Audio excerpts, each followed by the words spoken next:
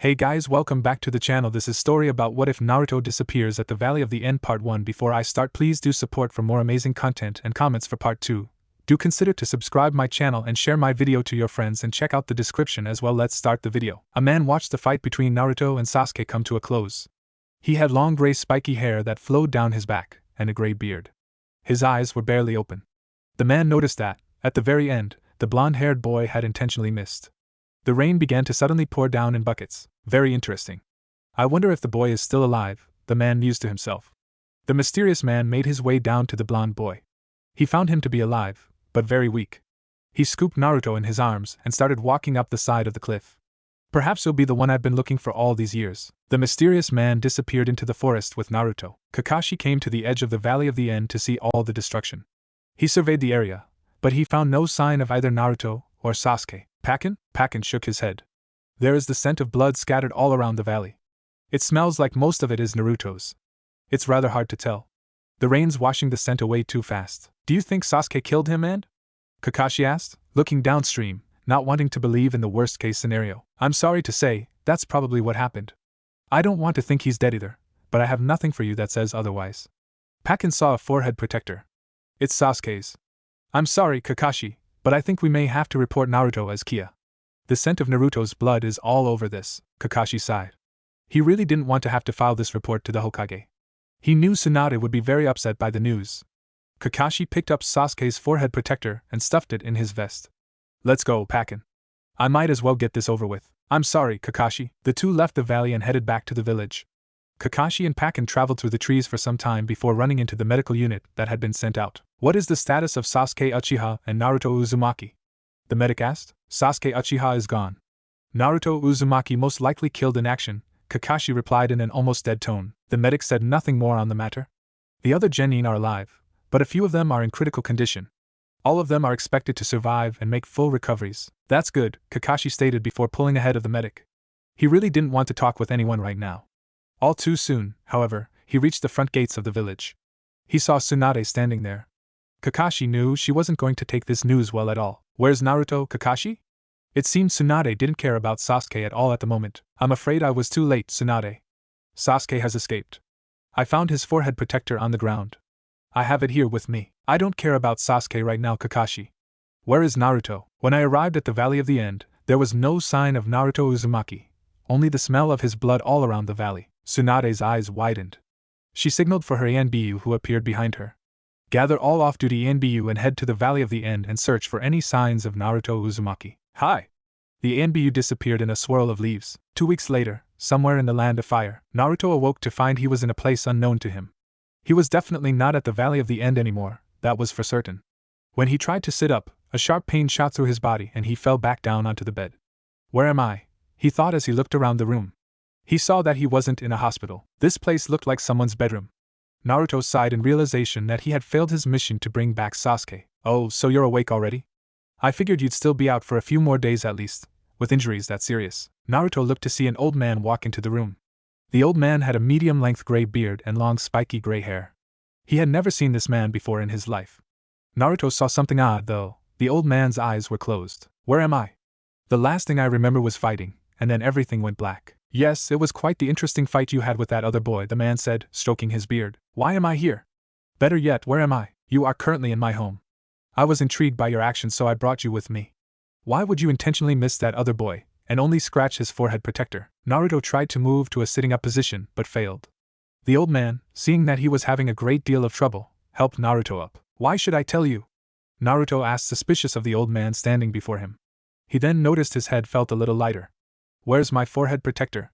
Naruto asked, touching the place where it had been. I'm just a simple old man who lives alone in this house. The least you could do is humor me by answering my rather simple question. And your forehead protector fell into the river. Naruto had a feeling that was a complete lie. Well, at least him being a simple old man. Naruto sighed and decided to answer the old man's question. Sasuke was my friend. You could say he was my best friend. Sure, either of us got along at all, but we had a mutual understanding. Well, at least I thought we did. When it came time to make the decision, I just couldn't go through with it. Interesting. However, why would you not try to kill him when he was most certainly trying to kill you? I promised someone I would bring him back to the village. So you're a man of your word then? I always keep my promises, no matter what. Although, I guess I broke this one by not bringing him back to the village. No, not broken. Not yet, at least. The boy you fought is still out there. You can still keep your promise. The boy you fought, in the end, had the chance to kill you before he left, but did not. There is still the chance he can be saved and be brought back as the friend you knew. However, you will need to become much stronger than you are now to accomplish this, as I suspect the next time you two meet, he will be much stronger. How? How can I become stronger? The old man smiled and stood up.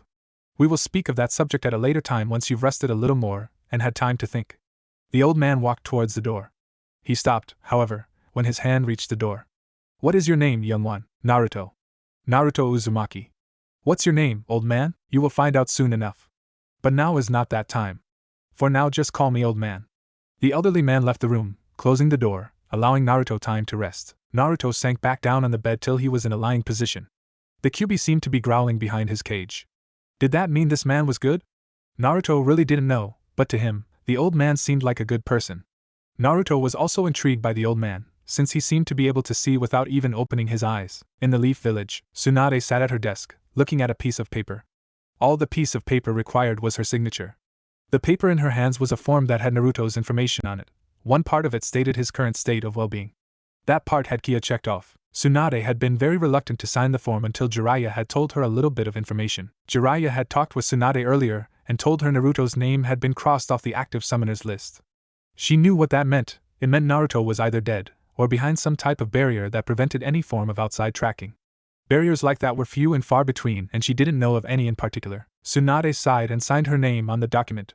The ones who'd be hit hardest by this would be Naruto's friends. The door to her office opened. Tsunade looked up to see Naruto's friends walk in, or at least the ones well enough to leave the hospital. She had yet to tell any of them anything.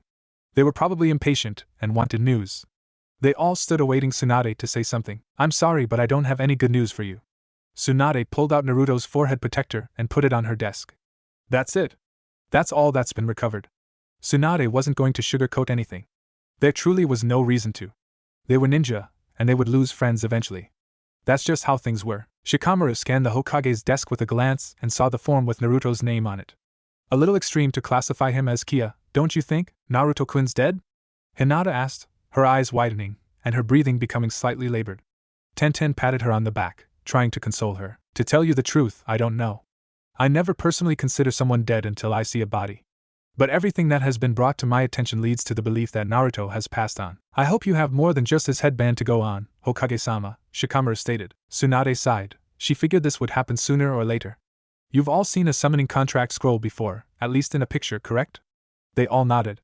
Well, a summoning contract scroll has the ability to know when a user has passed on. The fact is, Jiraiya came to me yesterday, telling me that the Toad Scroll has marked Naruto off, meaning he is no longer among the living. Isn't there a way to fool that part of the scroll?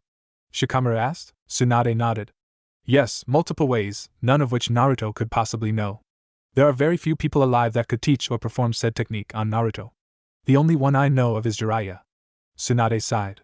The chances of Naruto being alive, knowing this, are slim to none. But if he is alive, I want him to return of his own free will, not because I had him hunted down by ENBU. Tsunade was almost 100% sure Naruto was dead, but like she said, if a body wasn't found there was always a chance. Also, saying that to his friend would at least give them that small ray of hope that he was still alive. So marking him off as Kia does that if he is indeed still alive? Shino asked, thinking about what Tsunade had said. Again, like I said, the chances of Naruto being alive are very small, and again, I never consider someone dead until I see a body, which we haven't found. Tsunade looked at Sakura, who had a dead look in her eyes. Sakura seemed to take the news far harder than anyone in the room. However, from the look in Hinata's eyes, she wasn't exactly far behind. Ino, could you take Sakura home? I think she needs a little more time to process all this. Ino nodded. Come on, Sakura. Let's get you home. Sakura didn't reply. She just let Ino guide her out of the room. The news had hit her very hard. Tenten looked at her teammate's cousin. Hinata looked lost, and not sure what she was going to do. When will the funeral be held?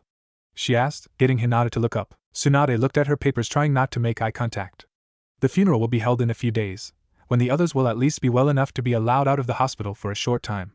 Now, if you three would leave, I'd like to be alone for a little while. Shino, Tenten and Shikamaru nodded, and left the room with Hinata. Once they were gone, Tsunade decided it was time to call out the one who had been listening in on the conversation. Come out, Gaara. I know you're there. Gaara appeared in front of Tsunade's desk in a swirl of sand. I take it you heard everything? He only nodded. Will you be staying for the funeral? Yes, I'll be staying for the funeral. Suna won't fall apart in just one more week. Gaara said a week because it would be a few days till the funeral, then it would take him another 3 days to get back to Suna. Naruto really changed you, didn't he, Gaara? Naruto Uzumaki showed me that there was still light at the end of the tunnel for me. The least I can do is pay my respects at his funeral. Gaara made his way to the front door of Tsunade's office. Just as he was about to leave, he spoke once more. If any Suna ninja finds one Sasuke Uchiha, he will be dispatched with extreme prejudice. His Kekkei Genkai will be incinerated, and his body left to rot. Gaara opened the door and left. Shikamaru had just parted ways with Shino, Hinata and Tenten. He had asked if Tenten needed help with Hinata, but she declined, saying she could handle this. Shikamaru never in his wildest imagination thought Naruto would die. He had beaten Gaara of the desert and Niji. It just didn't add up how Sasuke had beaten and killed him. He knew the Hokage had said something about him being alive. He however knew that was just something she had said, so he and the rest of Naruto's friends at least had some hope he was still alive. Yo lazy. Shikamaru turned to see Temari.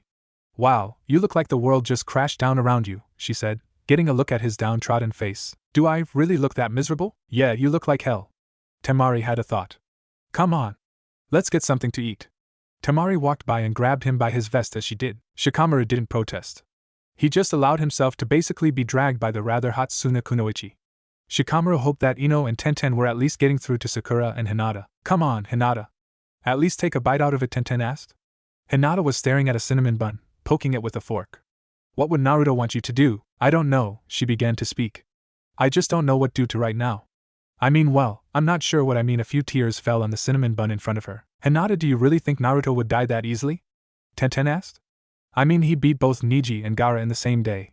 I'm pretty sure Naruto can survive one round with Sasuke. Tenten drank some of her tea. I mean, really, Naruto is far too stubborn to die before he becomes Hokage. At least that's what he kept saying he was going to do. Tenten was putting on a face for Hinata, like everything would be alright.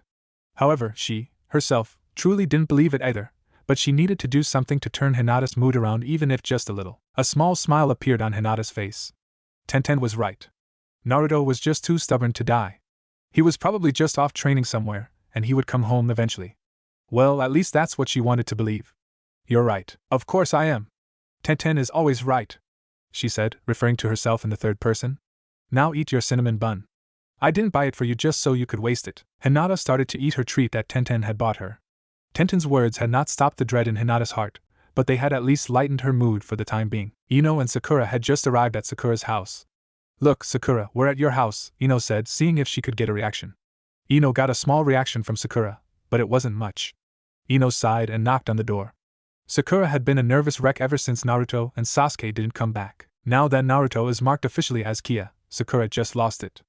Ino hoped her friend would recover. As soon as the door opened, and Ino saw Sakura's mom, she told her everything that had happened. Sakura's mom leaned down and hugged her daughter.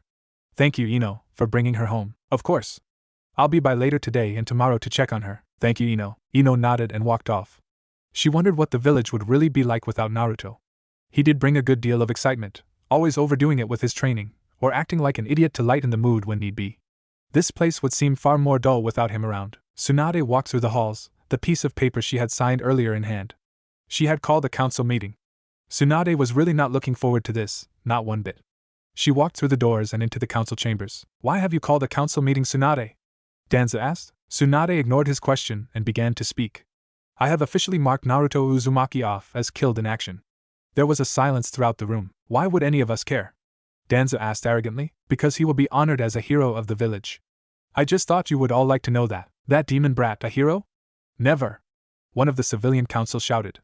Suddenly, his head smashed back against his chair. Did I say it was up for debate? Tsunade asked. Tsunade had flicked a pebble at the man's head. I told you all as a courtesy, nothing more. If you don't like it, you can take a flying leap off a mountain or something. Now, if you will excuse me, I have other things to attend to. Tsunade turned and left without another word. Tsunade walked out of the Hokage's building. She actually didn't have anything else to do today. Tsunade seemed to just walk aimlessly through the village. She stopped, however, when she found herself in front of the home of her old teammate. She sighed as she walked up to the door. She knocked twice and waited. The door opened moments later. She didn't know why, but she just hugged Jiraiya and started crying. Jiraiya put his arms around Tsunade and held her close. I'm sorry. He really didn't know what to say to her other than that. Come on inside, Tsunade. I'm sure you don't want everyone to see you bawling your eyes out. Jiraiya wasn't trying to be hard on her or anything. He just knew she wouldn't want to be seen in public like this. Jiraiya led her inside and closed the door behind him. Hinata sat in front of the pond within the Hyuga estate, her head buried in her knees. She had finished eating with Tenten and had come home. Tenten's words had helped Hinata feel slightly better, but not much. She just sat here in front of the pond, staring at her own reflection. Hinata didn't know what else to do right now. You know, I came here quite often when your mother passed away. Hinata didn't even look around, she just continued to stare at the water. Does it ever get any better? She asked, her tone neutral. Unless you try to shut off your own emotions like many do, it won't. No, even then, the pain of loss will never dissipate completely. Hayashi thought about how often he used to come here. I don't come here as often as I once did, but there are nights when I'll sit here for hours. I'll do absolutely nothing but sit here and stare at the moon on those nights. Hayashi walked over to some of the flowering plants his wife had planted many years ago. I knew you had a crush on Naruto Uzumaki. Was it that obvious? She asked. Indeed it was. You wear your emotions on your sleeves, as they say. Your feelings for the boy were quite obvious. The only problem with you being so shy is that he would have never figured it out for himself. Naruto never knew the love of his parents, and didn't really know what love was. Unless you told him directly, he would have never known of your feelings. In that regard, you are the same as your mother. Like you, she was very shy at a young age. Why are you telling me these things? I honestly don't know. Maybe it was seeing you there, reminding me of your mother, that brought this on. Hayashi turned and started walking away. Dinner will be ready in a few hours. At least make an attempt to come. If not, I'll send dinner to your room. Hayashi wanted to say something to help, but he truly didn't know what to say. He could run a clan, but he was helpless to say something that would encourage his daughter. He was indeed a terrible father, and he knew it. He also knew, if Izumi was still alive, she would know what to say. She always did, no matter what the situation. As soon as Hayashi walked into the mansion, he saw his younger daughter Hanabi. Why is Nei-chan so sad? Hanabi asked. I mean, she never really talked to Naruto at all. Your sister was very fond of that boy. You could say she even loved that boy, but she never talked to him. How could she love him if she really didn't even know him? Love can be a very complicated thing, Hanabi. Even I don't know how to explain why she fell in love with Naruto. Maybe once you're older, you might understand. Ino sat in a chair beside Chuji's hospital bed. She was peeling a red apple. Chuji loved red apples, but hated the skin of the apple. Ino didn't find it weird that she was doing this, or even that she knew or remembered how he liked his red apples peeled. So, Naruto's funeral will be in a few days? Chuji asked, his normal chipper tone replaced with a downtrodden one. That's how all of Naruto's friends were right now, as a matter of fact. Yeah, that's what Tsunade said to us a little while ago, Ino replied as she finished peeling the apple, and began to cut it into sections. So, how much longer do they have you in here for? Ino asked, trying to change the subject. Another few weeks it seems. I guess I did quite a number on myself with those 3 pills. Damn right you did. I swear you can be such an idiot sometimes. I mean, from what you used to say about those pills, I'm guessing they were never supposed to be used in rapid succession. Whether or not Ino would admit it, she was always worried about Chuji, as he could be quite reckless at times. The fact was, some would call that love. Ino, on the other hand, called it being a good friend. She was obviously in denial about her own feelings for her portly teammate. Yeah, I know, but it's not like I had much of a choice at the time, Ino. Ino handed him the plate of freshly sliced apple. You're hopeless. Yeah. He was there when Tsunade told us all the news.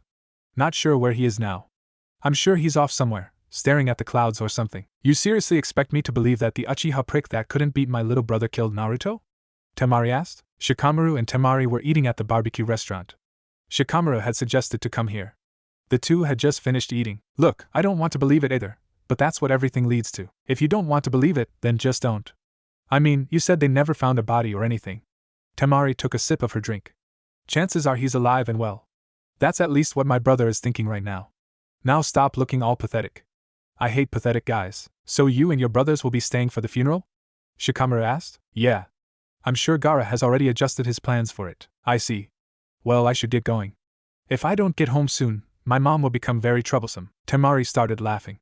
You still fear your mom? You have no idea what type of hell she can cause if you don't do as she asks. Especially when it's something as simple as coming home at a certain time. Shikamaru got up from the table and put money down to pay for the meal. Now this I gotta see. Temari got up and followed him. Somewhere in the land of fire, Naruto awoke after a few hours of sleep. His body still hurt like hell, but he couldn't sit around in bed much longer. Naruto sat up with a groan as his body was racked with pain. Naruto saw a pair of crutches sitting next to the bed. He figured the old man had left them there for him. Naruto grabbed the crutches and used them to get himself off the bed. Naruto made his way out of the room. He couldn't remember ever being in pain for this long after getting beat up. Damn fox is taking his sweet time healing me, he mumbled. Naruto had no idea where he was going. He was lucky the path he took through house led him to a door. He opened the door to see he was in a small village. Naruto was unsure of how big it was, but if he had to guess it couldn't hold more than a few hundred people. He looked around to see the old man with a bunch of small children that looked to be around 5 or so years old. You want to see that trick again? He asked them. All the children started acting excited. The old man clapped his hands together, and trees sprouted from the ground and formed duplicates of all of them. The children cheered in excitement. Now you all run along. I have things I need to do today. The wooden copy sank back into the ground. The children ran off to get back to their homes. I see you're up and about, Naruto. I hate sitting around in bed. I see. That's another thing I like about you. And what do you mean, see? You're looking in the opposite direction. The old man turned around. And your eyes are still closed. Naruto was a bit annoyed. How exactly do you see me? Also, how did you do that? One does not need to have their eyes open to see what is before them. Well, that was a bit cryptic, Naruto thought. Well, anyhow, you still didn't answer my second question. Stay here and I will teach you how to do that, and so much more. Why should I trust you? Tell me, Naruto. What is the fox sealed inside you doing right now? Naruto's eyes widened. How did you know? If you stay, I can show you how to control him and his power. Now tell me, what is the fox doing right now? Is he growling at me and cursing my existence? Well, now that you ask, that's exactly what he's doing. He's not using your name though. Sounds like him. To that old fox, my name is probably taboo. The old man walked up to Naruto. So, child, what is your answer? Will you stay and allow me to train you, or will you leave and go back to your village? Naruto looked around at the small village he was in and the people that walked by. Could I have a few days to think about that? Very well. Take all the time you need. Now, come with me. You must be starving by now. The old man motioned Naruto to come inside his home. Naruto's stomach growled, as if on cue. Naruto followed the old man inside. He didn't know what his decision would be, but if the old man could do what he claimed, it would be more than worthwhile to stay just for that. Hinata lay asleep in her bed, tears staining her pale cheeks as she clutched a large fox plushie. The fox plushie was about the same size as her. She had won it at last year's Kyuubi festival. The stuffed animal reminded her of Naruto. How exactly? A few years ago, she had overheard her father and the third Hokage talking about Naruto's condition. They never said he held the fox aloud, but from what they said, she only had to put 2 and 2 together to figure it out. Last night, once Hinata had gotten back to her room, she cried herself to sleep, clutching the oversized stuffed animal. All day yesterday, she, for the most part, held her emotions back like a good Hyuga should. However, once she got back to her room, she let it all out. Hinata finally woke up when someone knocked on her bedroom door. "Nei-chan, it's time for breakfast. Go away, Hanabi." "I'm not hungry," Hinata replied to her baby sister. "But, I said go away!" Hinata yelled. Outside of Hinata's room, Hanabi stood at the door. Hinata had never yelled at her before, not for anything. "I told you your sister would not leave her room." Hanabi turned around to see her father standing almost directly behind her. "She yelled at me," Hayashi sighed. He really wasn't sure what to say to her. That's the way things are, just didn't sound right. "Come, Hanabi. Breakfast is about to be served." The only thing Hayashi knew to do right now was to give Hinata space. Hayashi knew his daughter would sort things out herself. If she could take the amount of abuse she has over the years from her family, she could deal with this. That was at least what he thought. Hanabi and Hayashi made their way to the dining room. The food was being brought out just as they were about to sit down. The elders were all seated at the large table. There were 3 spots at the head of the table open. Those spots were reserved for the head of the family and his daughters. The fact was, the elders never ate breakfast with the head of the family. That was unless they wanted to speak to him about something important. Hayashi had a feeling for once in a great many years he would lose his temper. "Hanabi, eat in the other room. It seems the elders have something to talk to me about." "Yes, father," Hanabi replied. She answered without question because she knew she didn't have a choice in the matter. Hanabi grabbed her plate and walked into the other room. Hayashi sat down in his seat at the head of the table. "Now tell me, why are you all here?" Hayashi noticed several elders were eating while a majority weren't. From that he could tell a majority were wanting to talk while the others were just there because they had to be. Hayashi picked up his cup of tea and took a sip. One of the elders cleared his throat before speaking. "We have come here to talk about your eldest daughter." "All right, what about her?" Hayashi asked calmly. "The majority of us find her current state unacceptable and unfitting of an heiress of the Hyuga clan." Hayashi remained silent, his grip on the teacup tightening. "We also believe her crush on the now deceased Naruto Uzumaki to be completely unacceptable. The fact that she had fallen for that cursed child means she is not suited for being a leader of this clan. Also, her timid nature." The teacup shattered in Hayashi's hand and the entire room instantly stopped whatever they were doing or saying. Hayashi slowly removed the pieces of cup off himself and onto the table, while wiping up the mess. The elders all remained unmoving and silent as he did this. Hayashi glared at the man named Toshi, who had been speaking. The majority of you in this room that are with Toshi are a disgrace to this clan. My daughter is who she is, or more so who we made her by doing nothing but berating her for not being the best at everything. None of you will speak of her as if she is a lower creature because of it. Hayashi's voice began to grow louder as he talked. My eldest daughter is not subject to your rules, but mine alone. My daughter will like who she wishes and date who she wants regardless of your opinion of them. Of course, that's as long as I approve of them. Now if you speak ill of Naruto Uzumaki again, I will inform Tsunade Senju, and let her do as she pleases. He is a hero of this village, who was instrumental in our fight not long ago during the Chunin exams. Tomorrow he will be honored as such at his funeral. All of you disgrace yourselves and our clan for speaking about one who gave everything for this village and never asked for anything other than some respect in return. Also, if you refer to him as a cursed child again, I will crush you. This will be the only warning I will be giving you. Am I understood? Hayashi received no reply. Good. Now get out of my sight. The majority of the elders left. They were all shocked at Hayashi's outburst. The last time he raised his voice like that and lost his temper was when his wife had died. A branch member walked into the room just as the elders exited. Hayashi-sama, Niji's teammate Tenten, has just arrived at the compound. Very well. Have her wait in my study. I'll be there shortly, as you wish. The branch member exited the room. If you will excuse me. The remaining elders nodded. Hayashi stood up and walked out of the room. In the next room, he saw his youngest daughter eating. Hanabi, if you wish to eavesdrop, try to do so without being noticed, Hayashi said as he walked by her. Hanabi's face reddened a little. The fact was, she had been eavesdropping. She had only just gone back to her food once the talking was over. Even without his Byakugan activated, her father had noticed her. Hayashi walked swiftly down the hallway towards his office. He was sure Tenten was already waiting for him. He walked into his office to see Tenten was indeed already there. Hayashi said nothing as he made his way to his desk. Now, Tenten, why exactly are you here this early in the morning? I just thought you'd like to know that Niji will be let out of the hospital soon. Excellent. He was glad his nephew would be getting out of the hospital soon. Out of the 3 that were hospitalized, he and Shuji had been the worst off. I take it you've told him the current state of things? I have, she replied. How's Hinata doing today? Tenten was quite concerned about Hinata, as she wasn't exactly taking it well yesterday. My eldest daughter has currently locked herself inside of her room. I honestly don't know what to do other than let her have the time alone. Izumi was always the one who knew what to say during times like this. Hayashi talked causally with Tenten, which was unlike him. Well, she'll come out when she's ready, I'm sure, Tenten replied. I'll take my leave. I'm supposed to get Niji some food, seeing as the hospital food will probably kill him. Tenten was, of course, using that as an excuse to bring Niji food.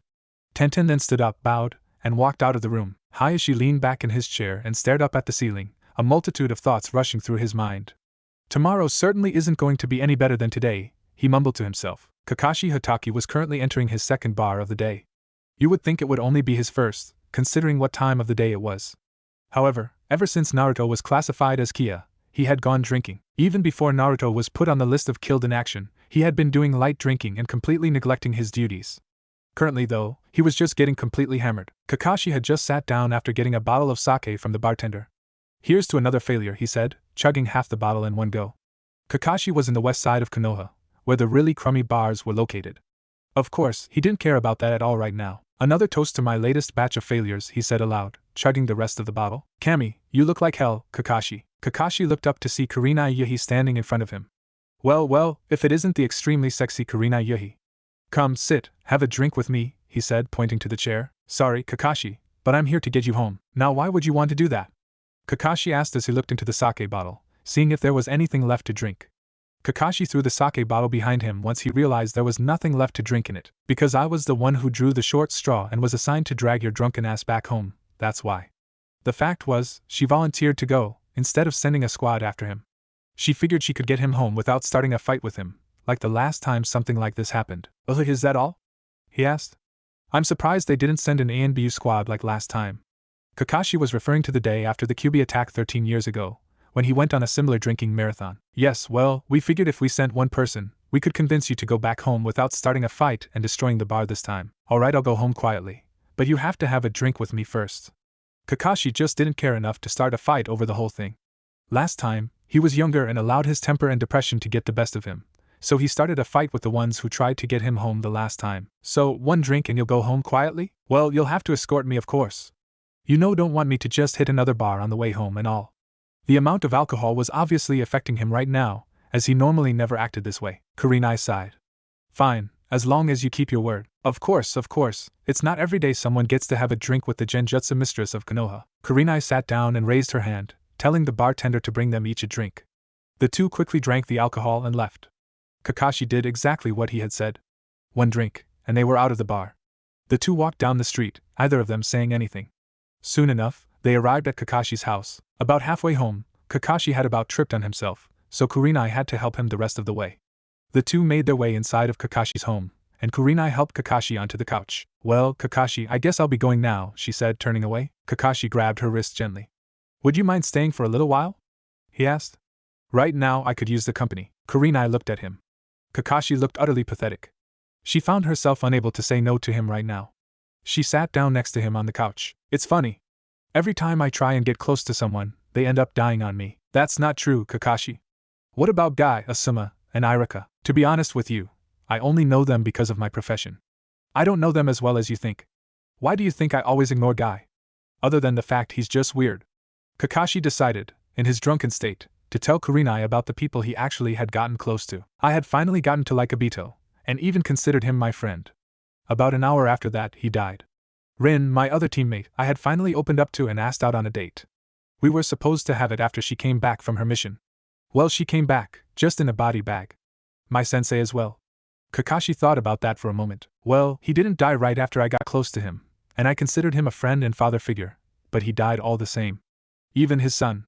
I tried to not get close to Naruto in the beginning, but after the Chunin exams, I made an attempt, and his teammate decides to kill him. Sasuke probably killed him with the jutsu I taught him. Kakashi thought about what he had just said about Sasuke. Is that some kind of irony? Wait, Naruto is everything Kakashi had said just left Kurenai's mind as she fixated on what he had said about Naruto's parentage. Yep, Naruto Namikaze. Do keep that to yourself until tomorrow. You know, Kurenai, I had always wanted to get to know you better, but like I said, everyone I get to know well tends to die. I'm just a cursed individual, that's all. Kakashi began to sway until he fell to the side, his head landing on Kurenai's lap. Kurenai looked down at the passed-out Jounin. She figured the alcohol finally hit home. Kurenai felt sorry for Kakashi. She really did. He'd gone through so much in his life. She had never seen him like this before. To her and the rest of the village, Kakashi was one of the very best. He had no weakness, at least that's how he was seen by most. However, right now that was certainly not the case. Kakashi was only human, and that was truly showing right now. I guess it wouldn't hurt to stay until he sobers up, Kurenai thought. Kurenai ran her fingers through Kakashi's spiky hair. Shikamaru sat at the table with his father. The two ate in silence. Temari had spent the night at the Nara estate when Shikamaru's mother insisted. The two of them hit it off right away. They were so alike, it was scary. It certainly scared Shikamaru and his father. Shikaka put his fork down. I admit, she's quite the looker, son. However, couldn't you have at least found someone that didn't act exactly like your mother? What are you talking about? She just followed me home. We aren't going out. Not to mention, she's way more trouble than she's worth, and she's just as bossy as Mom, Shikamaru said in an annoyed tone. He says that now, but that's exactly how it starts. It's always the bossy ones that we Nara men have to fall for. I mean, seriously, if we didn't, we'd probably die from starvation because we're too lazy to cook, Shikaka thought. He knew there would be a little difficulty dating a ninja from another nation, as it has only ended in disaster for people in the past. Temari and Yoshino came into the room, giggling about something, most likely at Shikamaru's expense. Yoshino sat down at the table next to her husband, while Temari sat next to Shikamaru. Having fun, are we? Shikamaru asked while sipping his tea. You have no idea, she replied. You were a really cute kid. Shikamaru glared at his mother. Don't give me that look, Shikamaru. You could have actually made the attempt to stop me from showing her. What did you think all the laughing was about? Embarrassing childhood stories, Temari chimed. It's official, I'm in hell, Shikamaru mumbled. With Naruto. Naruto had finally woken up. I wonder what time it is. It's noon, the old man said, appearing right beside the bed. Naruto jumped out of bed, landing on his feet. He doubled over in pain seconds later. What the hell is wrong with you, old man? Naruto yelled as he stood back up. Well, last time I checked, I didn't find anything, he replied. Anyhow, come, it's time to eat. The old man turned and walked out of the room. Naruto grumbled as he made his way out of the room. Damn old man, scaring me when I'm still half asleep. Naruto walked into the dining room of the old man's house to find a woman that looked to be in her early 20s, sitting at the table with the old man. She had long, dark green hair and eyes of the same color. She was quite the looker. I thought you lived alone, old man, Naruto commented as he rubbed the sleep from his eyes. Oh, I do. It's just Asami here comes by from time to time to keep me company. Naruto sighed as he sat down at the table. So, old man, you ever going to open your eyes or tell me who you are? All things come to those who wait. Naruto. I'll take that as a no. Naruto sighed again and ate the meal that was in front of him. Back in Konoha, Ino walked down the street with Sakura. The two were walking to the hospital to pick up Chuji, as he had been cleared to leave for a few hours. Ino looked over at her friend. Sakura was well. She had done a complete 180 from yesterday. Sakura seemed like a fully functional person instead of being completely unresponsive like she was yesterday. Pulling two extremes like that in the span of 24 hours was, for the lack of a better word, unhealthy, and Ino knew it. She knew Sakura would be put under watch and taken off active duty until Inoichi cleared her. With all that in mind, Sakura would probably be off active duty for at least 6 months. They arrived in front of the hospital and saw Chuji waiting in a wheelchair. The doctors probably didn't want Chuji walking yet. Ino had to admit, Chuji looked pretty thin, probably because he didn't get to eat as much as he wanted.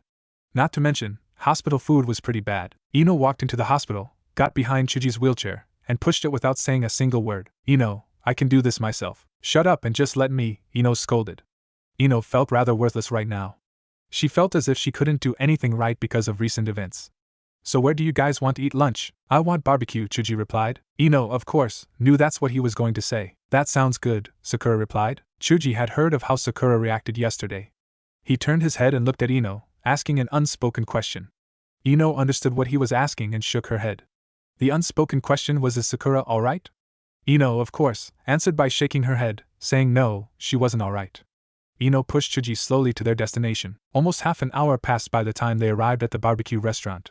They walked in to see Shikamaru and the Sand Kunoichi, Temari sitting at a table. Shikamaru noticed Ino, Sakura, and Chuji coming up to the table. Hey Chuji, how are you feeling? Shikamaru asked. Hungry, he replied simply. Well, you do look pretty thin, he said, looking at how thin his friend was. Ino pulled Chuji up to the side of the table, while she and Sakura sat down on the other side of the booth from Temari and Shikamaru. So what's she doing here?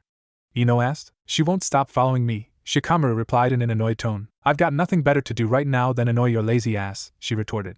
Not to mention, you probably like the attention from someone like myself, Shikamaru grumbled in annoyance. He was a verbal punching bag during breakfast this morning at his home. So, where's Hinata? Ino asked. Temari and I ran into Tenten a little earlier. She told us Hinata had locked herself in her room, but that was this morning. Oh, I see. Ino replied. Hinata sat in Niji's hospital room, after she had finally decided to leave her room.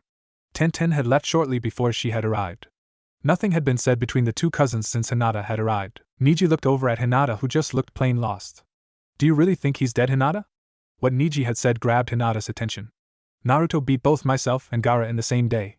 Do you really think Sasuke, of all people, could have killed him when Gaara and I couldn't? Niji's tone was dead serious. He believed Naruto was still alive, as his mind couldn't understand how Sasuke could have killed Naruto. Tell me, Hinata. Hinata couldn't meet his gaze. She just stared at the floor. I don't know. If you don't know, then just don't believe he's dead. Just believe he will come back someday once he's ready. But Tsunade said. She said they couldn't find a body. Niji sighed. Hinata, you told me once you believed in Naruto. Just believe in him now. Hinata looked into Niji's eyes. She saw no hesitation in them. He truly believed that Naruto was still alive. I want to believe that Naruto's still alive, she mumbled. Then believe it, as Naruto would say. Hinata smiled a bit. She wasn't sure if Niji was right or not, but she really wanted to believe Naruto was still alive, and she was grateful for his words. The door to the hospital room opened, and Tenten walked in with a late lunch for both Niji and herself. She walked over and set down the food on the table, not even noticing Hinata was in the room. Tenten looked over, finally noticing Hinata's presence in the room. Oh, Hinata! I didn't realize you were here. I thought you were still locked in your room. Feeling better now, I take it? Yes, thank you, she replied. Well, you might as well eat with us. I brought more than enough for 3 people. Tenten handed Hinata and Niji some food. The trio sat in silence as they ate the lunch Tenten had brought. Tsunade had just recently arrived in her office.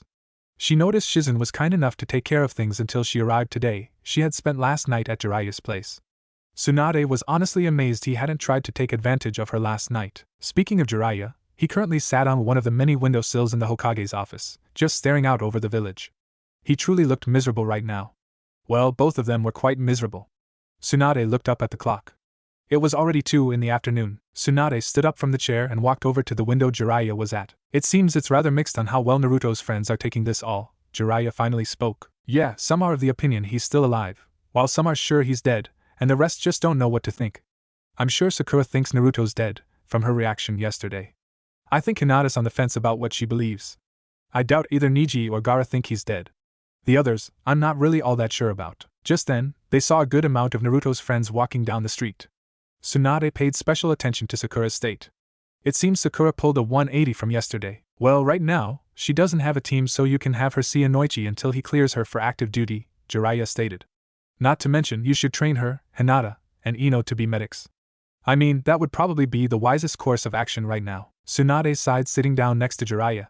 You're probably right. He was so young, Jiraiya said suddenly. Then he put his arm around her waist, pulling her closer. I know, far younger than both his parents. Tsunade had said she didn't believe anyone to be dead until she saw a body. However, that was only for the sake of Naruto's friends. She and Jiraiya were veterans.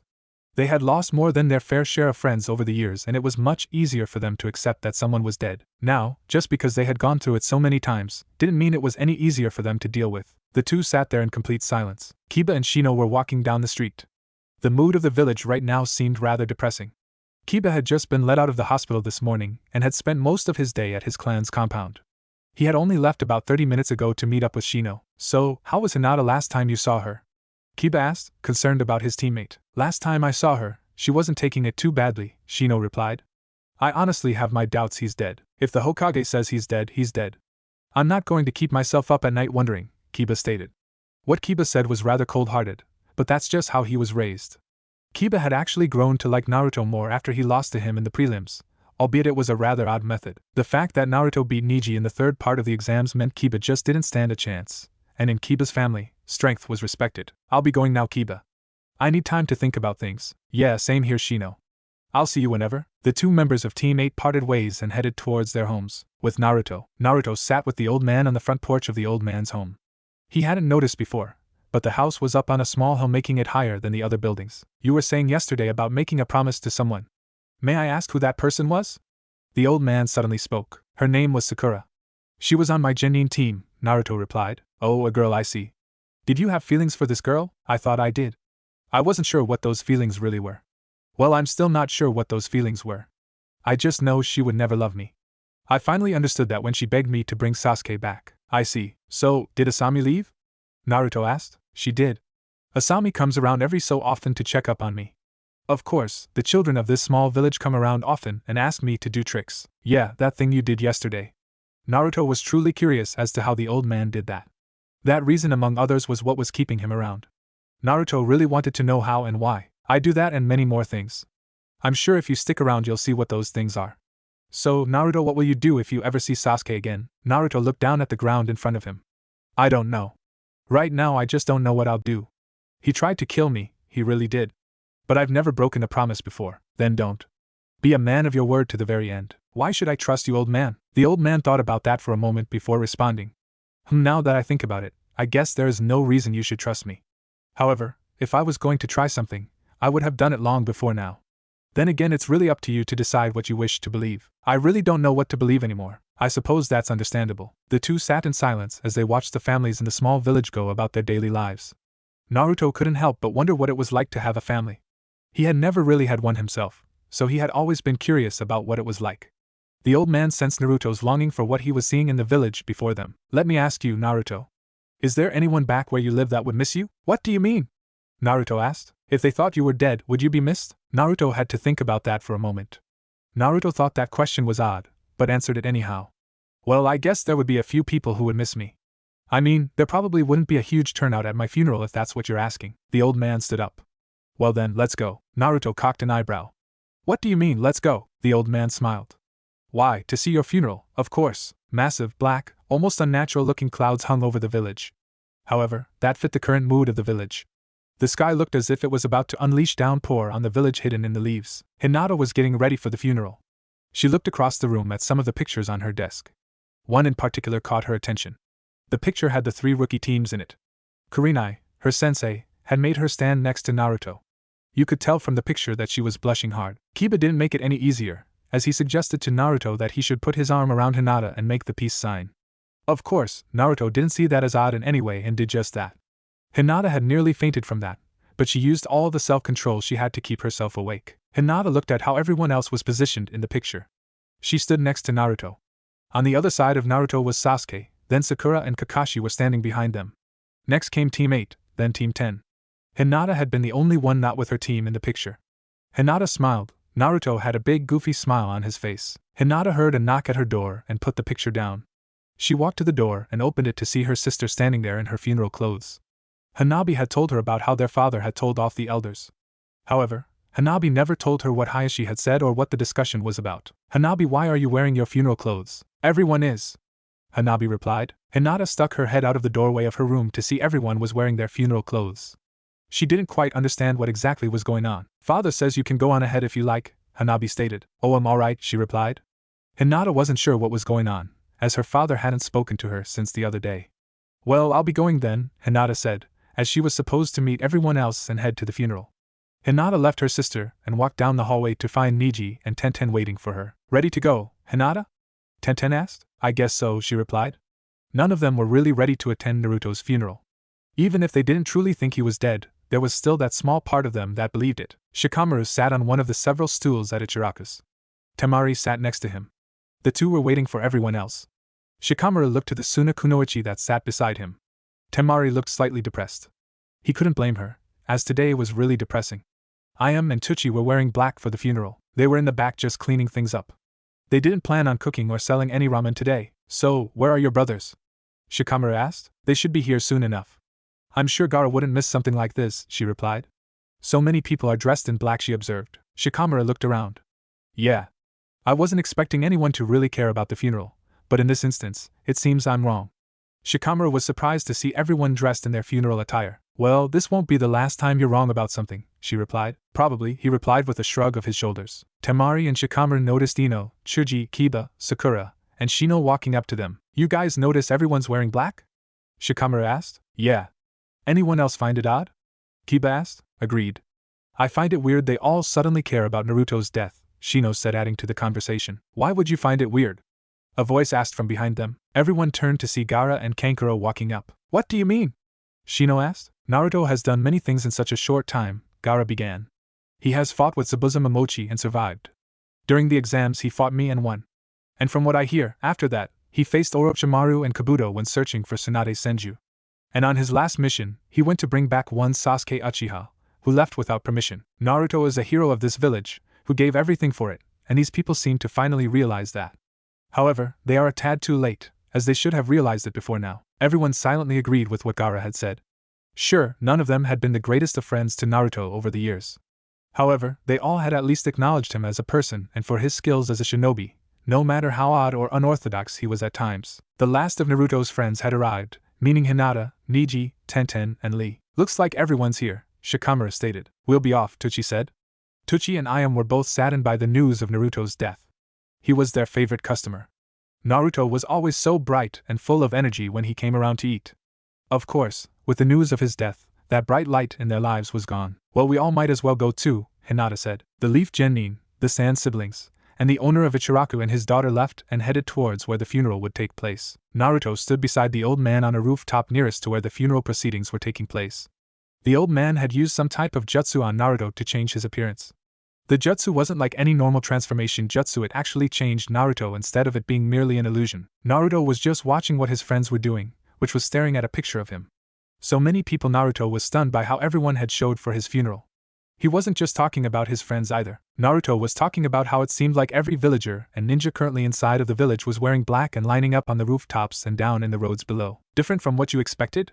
the old man asked. "Very," was Naruto's reply. "It's interesting, isn't it?" "What are you babbling about now, old man?" Naruto was getting irritated with the old man. He would switch from cryptic to blunt, and well, the guy was just weird. "You always thought they hated you because they knew what was inside of you, but it seems they have more than enough respect to show up for your funeral. Maybe they realize you weren't the Kyuubi, but truly a hero, or they are just hoping that by this act, they won't be sent to hell for their own past transgressions." Naruto looked around at the villagers standing near them. It was like they didn't even hear anything that the old man had just said. Had the old man performed some sort of illusion? Naruto wasn't really sure. All he knew was the old man had done something. "I'd like to think people are better than that," Naruto replied. Naruto was referring to the last part of the old man's little rant. "Yes, I suppose we all have that desire." The old man turned his head from side to side. "It seems like the funeral is about to begin. I suspect you will learn things about yourself soon that you never thought would be true." Naruto looked at the old man, wondering what he meant by that. The old man obviously knew something but wasn't about to say what it was. Naruto's attention turned to Tsunade, who had begun to speak. Tsunade looked around. She was pleasantly surprised by how many showed for Naruto's funeral. Just because he was being honored as a hero didn't mean anything to many people. The Hyuga, for instance, were rather prideful and stuck up at times. She really hadn't expected them to show for Naruto's funeral. Yet they had, like all the other clans. Tsunade looked at Jiraiya, who stood beside her, then cleared her throat and began to speak. First of all, I thank all of you for coming and showing your respect for my adopted grandson. Tsunade had actually filled out the papers just before he had left on his last mission. She was going to tell him once he got back. I feel as if you should all know who his parents were. He was the son of Minato Namikaze. You knew him better as the Yellow Flash during the Third Great War and the Fourth Hokage. There were audible gasps from all around and whispers amongst everyone. Tsunade paid this no attention and kept speaking. His mother was Kushina Uzumaki, better known to most as the Red Whirlwind. Tsunade was pleased by how many turned pale at the mention of Kushina's nickname, since she had quite the temper at times. Naruto never knew who his parents were, as that was the final request of his parents to keep him safe. He was to be told on his 16th birthday. However, that's not possible anymore. There is also one more bit of information you should all know, even if many of you already do know it. Naruto was the container of the Kyuubi. The demon could not be killed. The only way to save the village was for Naruto's own father, the fourth Hokage, to seal the beast within his son. Naruto was a hero of this village, yet many of you could only see the fox that had taken so many lives that night. All Naruto wanted to be was the Hokage of this village and to gain the respect of those within it. Tsunade paused for a moment, as she was trying to hide her emotions. Everyone in the different crowds, be it on the streets or the rooftops, were stunned by what was said. Many asked themselves the same question over and over. Would I be willing to do that to my own child? None of them had an answer for that one simple question. There were only a few who knew the secret behind Naruto's heritage. Kakashi stood there in silence, looking down. He knew he was one of the few who knew it all. Kurenai stood next to him. She had spent last night with him. She had just sat there on the couch trying to at least comfort the distraught Jounin. She couldn't just leave him. Naruto's friends finally understood why he had always been singled out as a child. Although this news didn't really change their view of him. To them, Naruto was Naruto, a hyperactive blonde that seemed to make the world brighter than it really was. Most of them were surprised at who Naruto's parents were. They never would have imagined those two were his parents. Shikamaru, on the other hand, wasn't very surprised by the news. He was always thinking about how Naruto and the fourth Hokage looked so much alike. Tsunade had recomposed herself and began to speak again. Naruto was a hero of this village, not just for having the Kyuubi sealed within him, but for his actions during the crisis during the last Chunin exams. He defeated Gaara of the desert, who is soon to be Kazekage, a short distance outside of the village. Gaara is currently in attendance. Some of his other accomplishments were fighting with my former teammate and surviving, which many of you must realize is not easy. Also, he had to face Zabuza Momochi on his very first C-rank mission. Of course, Naruto hadn't known that time in the woods it was in fact Orochimaru. That's all I have to say. Please approach and say a few last words if you wish. Tsunade finished and walked off. She just couldn't stand there and speak without crying anymore. Jiraiya followed quickly after her. Everyone began to line up at his picture. Hinata happened to be the first one there. She was holding a white flower. Naruto-kun, if you're still alive, please come home, she whispered before placing the flower in front of the picture and walking off. Sakura was the next to step up to the picture. She stood there for a moment before saying anything. I'm sorry, Naruto. I'm sorry about everything, she said, placing her flower down and leaving. After hearing what Tsunade had said and some of his friends' parting words, he walked off the roof, leaving the old man standing there. He needed time to think. Naruto found himself walking through the streets of Konoha heading towards his old apartment. You just going to mope for the rest of the day, or what? The old man asked, appearing in front of Naruto. Why would he tell them to do that?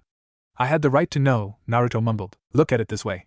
Your father was hated by at the very least 2 of the great shinobi villages.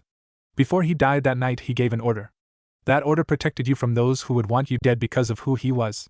There was nothing left he could do but that. They still could have told me. That's one of the only things I've ever wanted to know, the old man sighed. And at your age you would have told people, and the secret would be out. They were smart in not telling you who either of your parents were. They would have had to keep A&BU guards on you at all times otherwise. That means a great deal of resources tied up just for a single child. The two walked down the street in silence, listening to what other people were saying. Everyone was talking about the funeral and about Naruto. However, nothing they were saying was bad. Soon enough they arrived at Naruto's old apartment. Mind letting me be alone for a while? Naruto asked. Very well, he replied, disappearing from sight. Naruto sighed and walked up to his apartment door. He didn't need a key as he had rigged the door to unlock if you jiggled the handle a certain way. Of course, he always kept a key under the mat at the door just in case that didn't work. Naruto stood in the middle of his apartment. He had a feeling he was going to have to make his decision today about the old man's offer. There wasn't really anything in his apartment with any real value, only a few things with sentimental value. He went into his bedroom and looked at the two pictures next to his bedside on the counter. One picture was of Team 7 and the other was of the 3 rookie teams. He picked up the 2 pictures. These were really the only items that meant anything to him. Naruto sat down on the bed and just stared at the picture.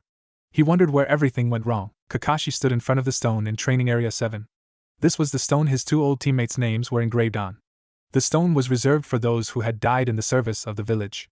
Tsunade had allowed Kakashi to be the one to put his student's name on the stone. Kakashi took out his kunai like he had twice before and carved the name into the stone. Kurenai stood a few feet behind Kakashi and watched him slowly engrave the name on the black memorial stone. She thought it best not to leave Kakashi by himself right now. Kurenai wanted to say something to Kakashi, but couldn't think of anything that would make a difference. She watched as Kakashi finished engraving Naruto's family and given name. He just seemed to stand there, not moving at all. Kurenai walked up behind him and put a hand on his shoulder. Kakashi, I think it would be best if we leave. Kurenai didn't want Kakashi to just stand here all day and stare at the stone. Just a little while longer. Alright, she replied softly. Sasuke stood atop the Hokage monument. Orochimaru had congratulated him on killing Naruto. Obviously this confused Sasuke to no end as he didn't kill Naruto. He talked with Orochimaru and for some reason the snake of a man agreed to take him to the village for the so-called funeral. He probably agreed because he knew the security in the village right now would be lax and very thin. Sasuke knew Naruto wasn't dead, as he left him alive and breathing when he left. He thought back to the fight. Images of his fight with Naruto flashed in his mind. 2 images in particular got his interest. The image of when he told Naruto he wouldn't be able to put a scratch on his forehead protector and their final jutsu. He hadn't noticed before, but at the last moment Naruto had disengaged his Rasengan to put a scratch on his forehead protector. Sasuke punched the stone in frustration. He thought he had won, but in the end Naruto had won once again. Something wrong, Sasuke-kun? Orochimaru asked, appearing out of the ground. It's nothing. Naruto's not dead. Let's go. How can you be so sure? Because I didn't kill him. He's still out there somewhere. I told you that already. Sasuke walked by Orochimaru and off into the trees. Orochimaru smirked. Is that so? Very well, we shall depart. Orochimaru followed after Sasuke, and the two disappeared from sight. Tsunade had just arrived in her office with Jiraiya. Tsunade sat behind her desk, looking down at the paperwork in front of her. The room was silent for several minutes before either of them spoke. You gave Shizen the day off? Jiraiya asked from his seat on the windowsill. Yeah. I didn't think she'd want to work today. You realize if Naruto really is dead, the fox will be revived eventually, and he will come here first. Not to mention, the other villages, like Kumo or Iwa, will take advantage of our lack of a Jinchuriki long before the fox will be able to take physical form again. I know, Tsunade replied. What are we supposed to do though, Jiraiya? With Orochimaru's little plan during the exams, our forces are diminished. Everyone's pulling double and triple shifts just to keep up with the normal amounts of missions we did before that event. Even if they don't attack in 3 or 4 years, we still won't be able to really stop them if they commit to a fight after that time. The best we can do is bluff them for now as long as we possibly can and pray they don't try anything. None of this had ever slipped her mind. She knew all too well what could possibly happen now that both Naruto and Sasuke were gone. Tsunade laid her head down on her desk. What do I do, Jiraiya? It's like when my little brother died. Jiraiya appeared behind Tsunade and put a hand on her shoulder. You came to me back then for support, and I'm still here. I'm not exactly sure why I stuck around over the years, but I did. I'm sorry. I should have. Jiraiya cut her off. Tsunade, it's alright. If I was really angry over it, I would have left years ago. Answer me. What do we do now, Jiraiya? Well, we get married and have a kid. I mean, it's not unheard of for people our age to have children. Jiraiya started to rant. Tsunade smiled and laughed a bit. That's not what I meant. Really? I thought it was a pretty good plan myself, Jiraiya replied sagely while nodding to himself. Thank you. Any time, he replied. It had been a few hours since the funeral had taken place. Hinata had walked around by herself since then and found herself nearing Naruto's apartment. She hadn't seen any of her friends since she left the funeral. Niji had wanted to follow her. However, Tenten had stopped him. Hinata felt completely lost right now. She didn't believe Naruto to be dead, but with the funeral, she couldn't help but feel a sense of dread that she'd never see him again. She sighed and looked up at Naruto's apartment. She had been here a few times before. Once was to actually confess to him. However, once she saw him, she just couldn't come out from behind the wall and tell him. Flashback. Hinata had gotten up early today, in order to confess to Naruto that she liked him. She was currently hiding behind a wall, waiting for Naruto to come out. Hinata was currently contemplating how she was going to confess to him. What should I say? She asked herself. I love you, Naruto, she tried out. No, that's too blunt, she said, berating herself. I really like you, Naruto. That didn't sound right either. I only want to be your girlfriend. Hinata sighed. That made her sound too desperate. She stood there, going over several more lines, but nothing seemed to sound right. Hinata heard the door unlock. She quickly turned the corner, but once she saw him standing there, yawning loudly, she lost all confidence in herself and quickly ducked behind the wall again. I'll never be able to tell him at this rate, Hinata thought as she walked off, depressed that she couldn't work up the nerve to say something. End flashback. Hinata let out a depressed sigh. She may have lost her chance to tell him for good now. Naruto's friends, save Hinata, were sitting in the barbecue restaurant, talking about past events. They had all arrived about an hour ago, and had just been sitting there, talking about Naruto's pranks and achievements. Hey, you guys remember when Naruto put graffiti on the stone faces of the Hokage? Kiba asked. Yeah. I heard he outran a few jounin when they were finally sent out to get him, Ino said, adding to the conversation. Yeah. I think Irika-sensei was the one who actually caught him, Shikamaru said. Chuji chuckled. Yeah. Then Irika made him clean it all off. They all started laughing. Yeah, Naruto was always pulling pranks like that, Kiba stated. Paint bombs in the teacher's lounge, smoke bombs in the broom closets. Don't forget about the time he glued Irika to his own chair. Ino laughed. Oh yeah. That was a great one. He was so pissed that day. Kiba chuckled. Niji was growing impatient about Hinata being by herself.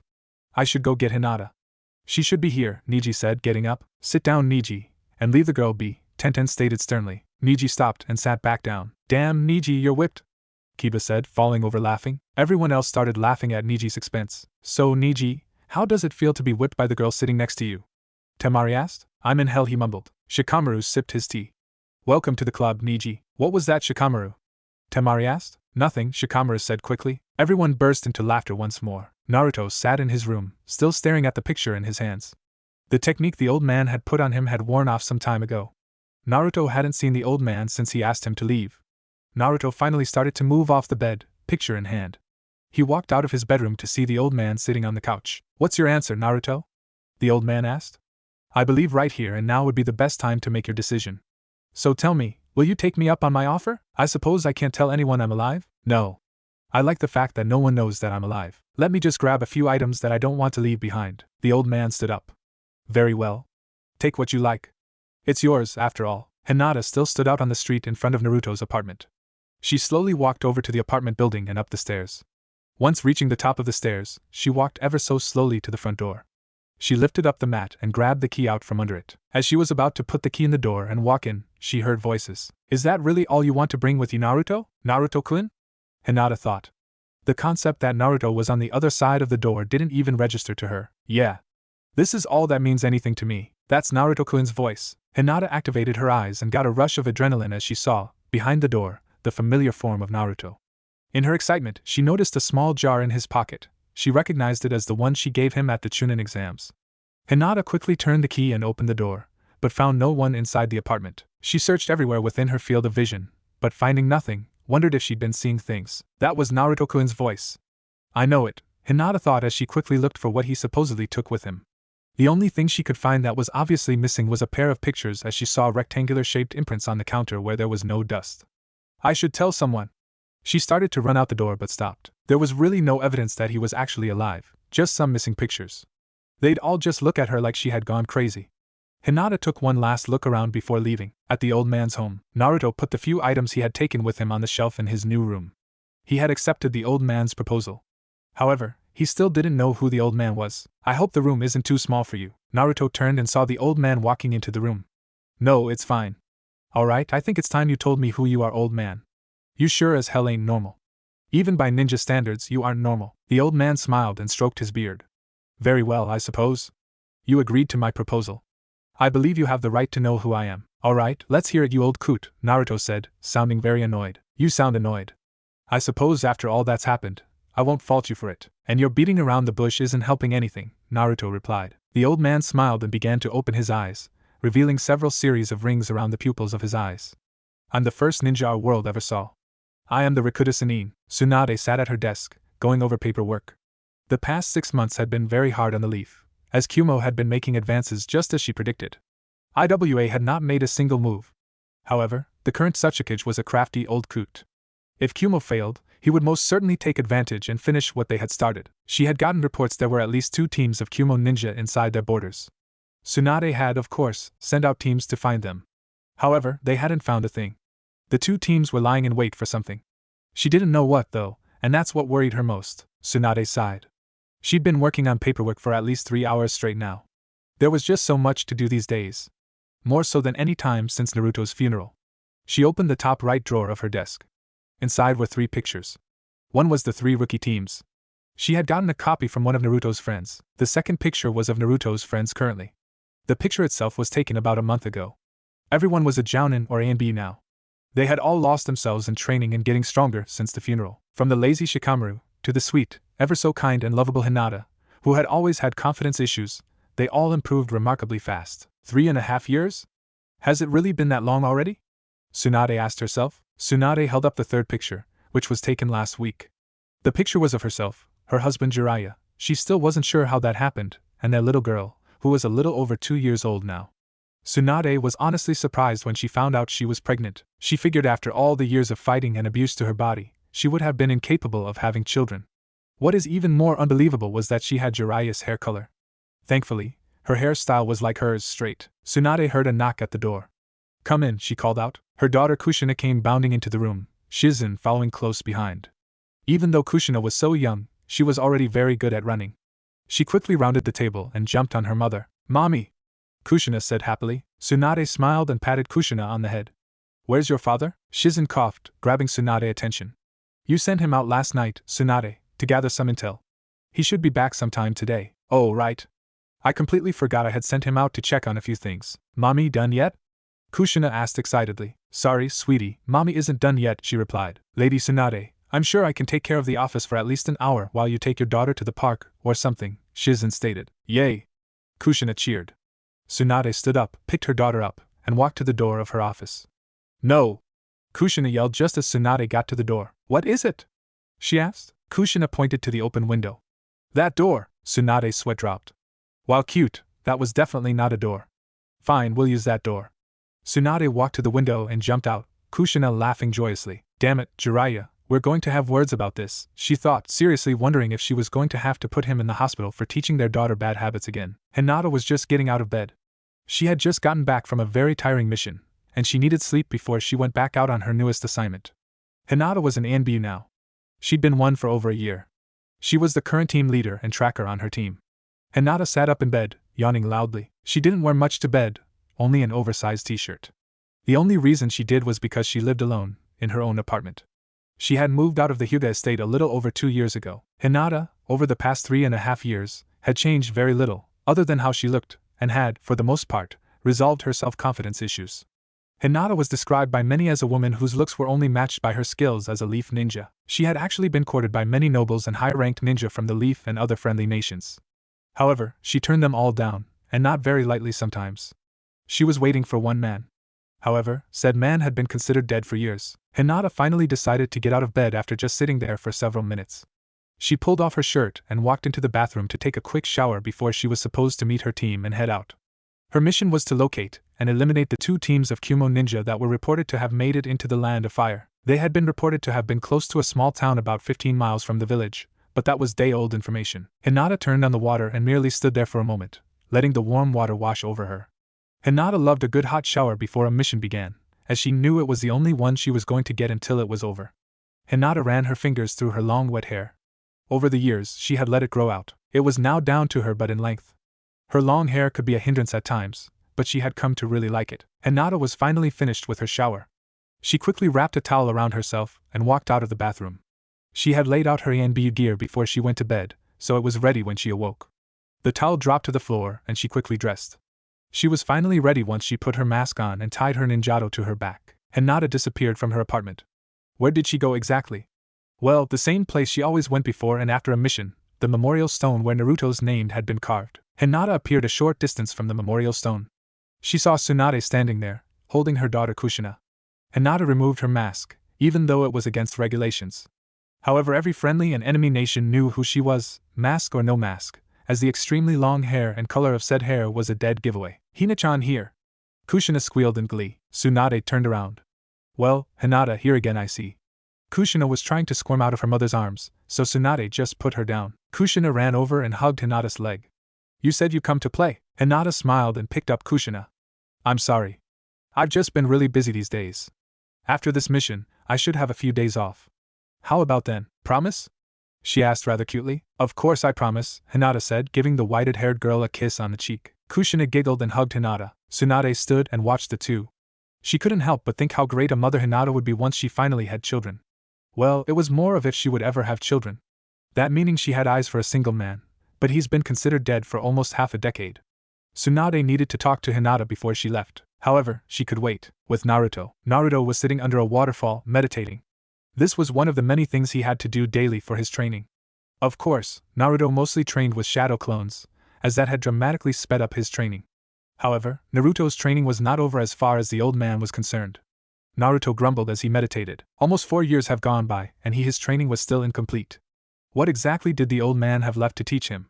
He'd spent the past 6 months just honing his skills that he had learned from the old man. Of course, that wasn't what was really making him a bit irritated. It was the fact that Kumo was making advances on Konoha, and he could only watch from afar. Naruto, you're becoming irritated again. That doesn't exactly go well with meditating. Actually, it kinda defeats the purpose. Naruto opened his right eye and saw Byako laying down near the edge of the waterfall. Byako was a summoned white tiger. His kind was Naruto's new summoned creatures. Apparently the old man was the first one to create the contract with them, and Naruto was only the second to sign it. Byako was the leader of the tiger summons. He, of course, shrunk himself down to a smaller size in order not to alarm anyone. Of course I'm irritated again. All I can do is watch while everything happens. Completed training or not, I don't plan on sticking around much longer. Naruto stood up and out of the waterfall. His clothes were soaked, not that it mattered to him. Naruto walked over to the side of the waterfall where Byako was laying at. There was a very familiar sword propped up against a tree. I've never asked this, but I find myself wondering. Why such an awkwardly large sword? The large white tiger asked. I think the owner would have wanted me to have it, he replied. Who was the owner of such a sword? His name was Zabuza Momochi. People called him Demon of the Hidden Mist. He wielded this sword like it weighed nothing to him. I still remember how he swung this sword as if it was an ninjato. Naruto sighed as he remembered that time. We used it as his grave marker when he died. Naruto picked up the sword and strapped it to his back. About 2 years ago or so, I asked the old man if we could go get it. He thought having a weapon was a good idea, so we went and got it. Of course I made sure to make a new marker. I see, Byako replied. A cold wind suddenly swept by. It seems there will be quite the storm tonight, Byako stated as he looked up at the darkening sky. With the winter temperatures, the rain will be freezing. Indeed. I hope none of your friends get caught in that. Unlike you or me, the freezing rain could kill them if out in the open too long. I suppose I should get some dry clothes now. Indeed. Your need to meditate with your clothes on and under the waterfall is quite odd. I just feel more comfortable in my clothes than just in my boxers. Naruto's appearance and choice in clothes had changed over the years. He now wore mostly black. Black shirt, black ninja pants, and black sandals. He also wore a coat much like his father's, but it was black and had dark orange flames on it. The old sage had told Naruto that it's better to wear darker colors, as it would be harder for people to find him when he traveled at night. Of course, Naruto, being Naruto, couldn't wear just one solid color. He had to wear his favorite color, of course, which was orange. You are quite the oddity, my boy, Byako said as the two walked off into the forest. Is that an insult or something? Take it how you wish. I'm not in the mood to explain everything to you. Naruto hated it when Byako talked like he knew everything. It really annoyed him. Just then, in a cloud of smoke, a small white tiger cub landed on Naruto's head. Naruto grabbed the small tiger by the scruff of the neck and held him in front of his face. Before Naruto could say anything, however, the cub licked his nose. Naruto sighed. Hiroki, how many times have I told you not to pop in on my head? Yes, and how many times have I told you not to come from the summoning realm of your own accord? Byako asked his son. The tiger cub smiled. I can't count that high, he replied in a happy tone. Your son's hopeless, Byako. One that is hopeless and older than he shouldn't speak about him being hopeless. Your dad can be really mean, you know that? Daddy is daddy, Hiroki replied, licking Naruto's nose again. Naruto and Byaku's sweat dropped. The two didn't say another word. Naruto just put Hiroki back up on top of his head, and they continued walking. The old sage sat in his home, sipping tea. He was quite bored, since Naruto went out this time every day to train by himself. Naruto had surpassed his expectations, as he learned in 3 years what should have taken him 50. Naruto had just been honing his skills for the past 6 months. However, his training wasn't complete. The only reason that was true was because he wasn't sure if Naruto was really ready for the last bits of his training. I'm back, old man. Naruto called out from the other room. That was a rather quick training session today, the old sage stated just as Naruto entered the room. Yeah, the old sage finally noticed the small tiger cub on his apprentice's head. So, Hiroki decided to pop in again? Yeah. He wanted to play. Seems he managed to figure out how to use the seal you put on my arm. The seal on Naruto's arm was designed so that he wouldn't actually have to summon Byako if he needed him. Bayako would in fact summon himself using the seal on Naruto's arm when he was needed. Well, I'm going to get some dry clothes, Naruto said as he began to walk out of the room. You're going to leave, aren't you? Naruto stopped in the doorway. I can't just sit and watch any longer. I'd rather prevent a war from happening than watch it take place when I have the power to stop it. With that said, Naruto left the room. Are you going to stop him? Bayako asked. The old sage sighed.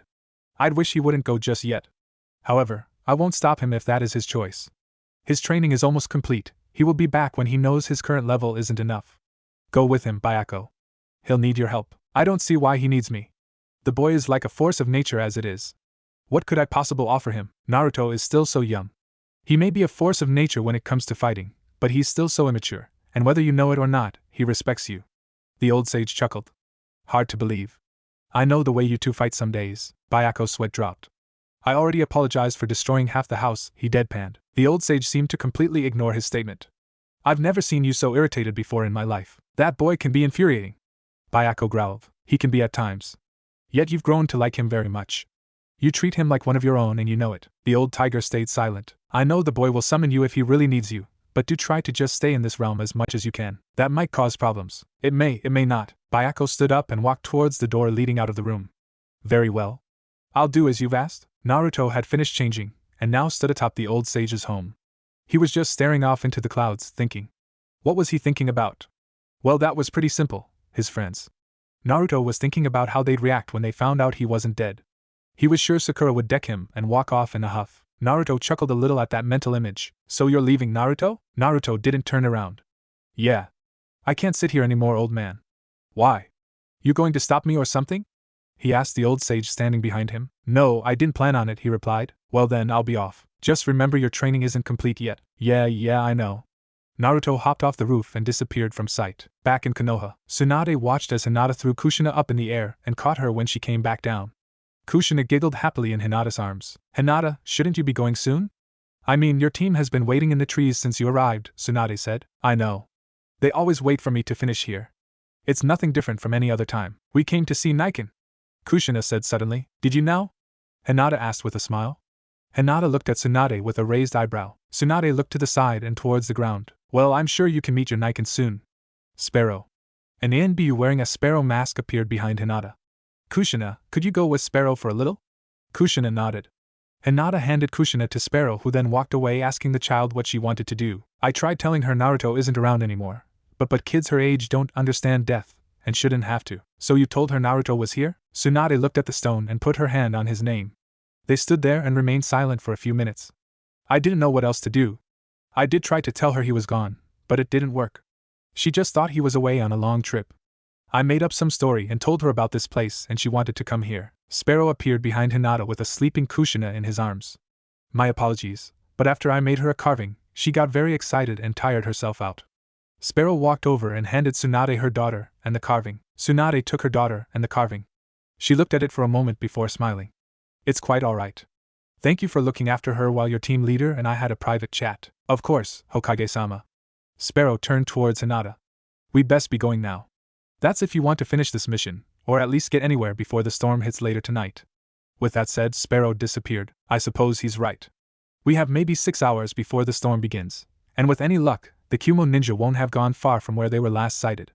Hinata put her mask back on. Her code name was Fox. Some people made comments about her ANBU name, seeing as she was quite the looker. I'll see you when I get back, Lady Tsunade. Just be careful. I don't want to bury any of Naruto's friends. Of course. With that said, Hinata disappeared from sight. She sure has changed. I was wondering when you'd get back. Tsunade turned and saw her husband sitting in a tree. And Hinata really hasn't changed. The only thing really different about her is that she's not as shy as she used to be. They want a hyuga over my dead body, Tsunade replied. That's what I figured you would say, so I already told them it's not going to happen. Tsunade sighed and looked at her daughter. So the only way to avert war is by some miracle, at this point? That's about all there is. I didn't want our daughter to see that kind of thing till she was much older, if ever. I won't argue with you about that. It's not exactly something a father looks forward to. At least be thankful she's only 2 and she won't have to go and fight with the others. Do you think any of this would have happened if Naruto were here still? Jiraiya sighed. I really couldn't say. However, the fact he had the Kyuubi inside him was probably a rather large deterrent. Tsunade looked down at her daughter and smiled. The two of them began walking back towards the Hokage's office. So, Jiraiya, why are you teaching our daughter bad habits? Jiraiya started to sweat a little. I have no idea what you're talking about, my love. Jiraiya was hoping to avoid the subject with sweet talk. Oh, I'm sure you do, considering she thinks a window is a door, much like yourself. Jiraiya chuckled a bit. I'm okay, maybe I did say something like that to her. We'll talk about this later. Tsunade handed Kushina to him. Just take her home and put her to bed. And do spend some time with her when she wakes up. No way I'm getting out of the talk later, is there?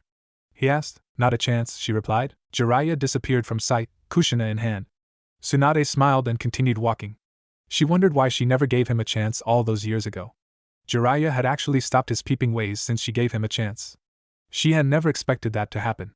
Well, he still peeped, but it was only on her, so she could live with that. Tsunade had feelings for Jiraiya for a long time, but never could act on them. Of course, that was until Naruto's death, and she turned to him for comfort. She always did that when something terrible happened in her life. First it was her little brother, then it was Dan, and finally Naruto.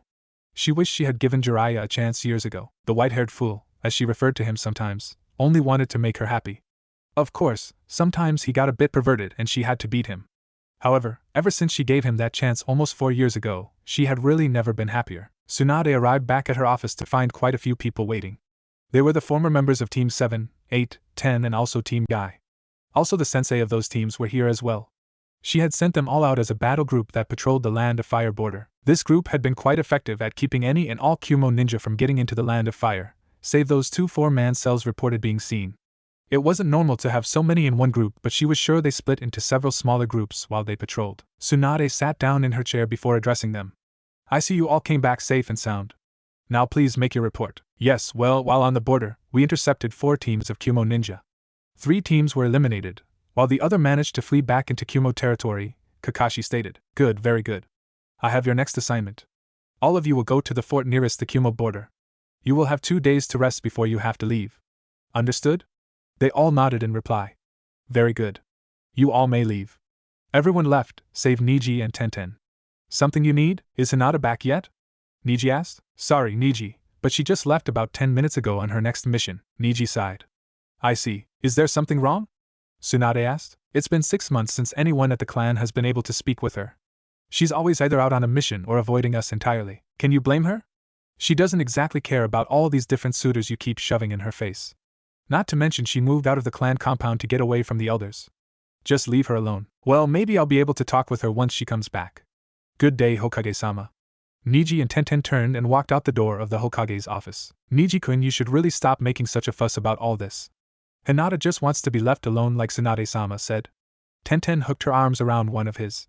Now come on. Let's get something to eat. I'm starved. Tenten proceeded to drag Niji off. With Naruto. Naruto had just arrived at a massive bridge, Zabuza's old sword strapped to his back and Byakko at his side. Naruto had a hood on and a mask to hide his face. He didn't exactly want to be seen just yet by anyone. He walked up to the stone that had an engraving on it. Naruto smiled as he read the inscription on it. So you had a rather large bridge named after you. Bravo. Byakko seemed impressed, but he praised Naruto with a bit of sarcasm as he always did.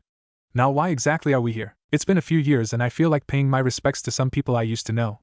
That a good enough answer for you? It will suffice for now. Not far off the beaten path from the other side of the bridge was a small clearing and 2 graves. Naruto walked up to the 2 graves. He just stood there, looking at the gravestone he had made a few years ago when he had taken the sword. Well, I'll leave you to it.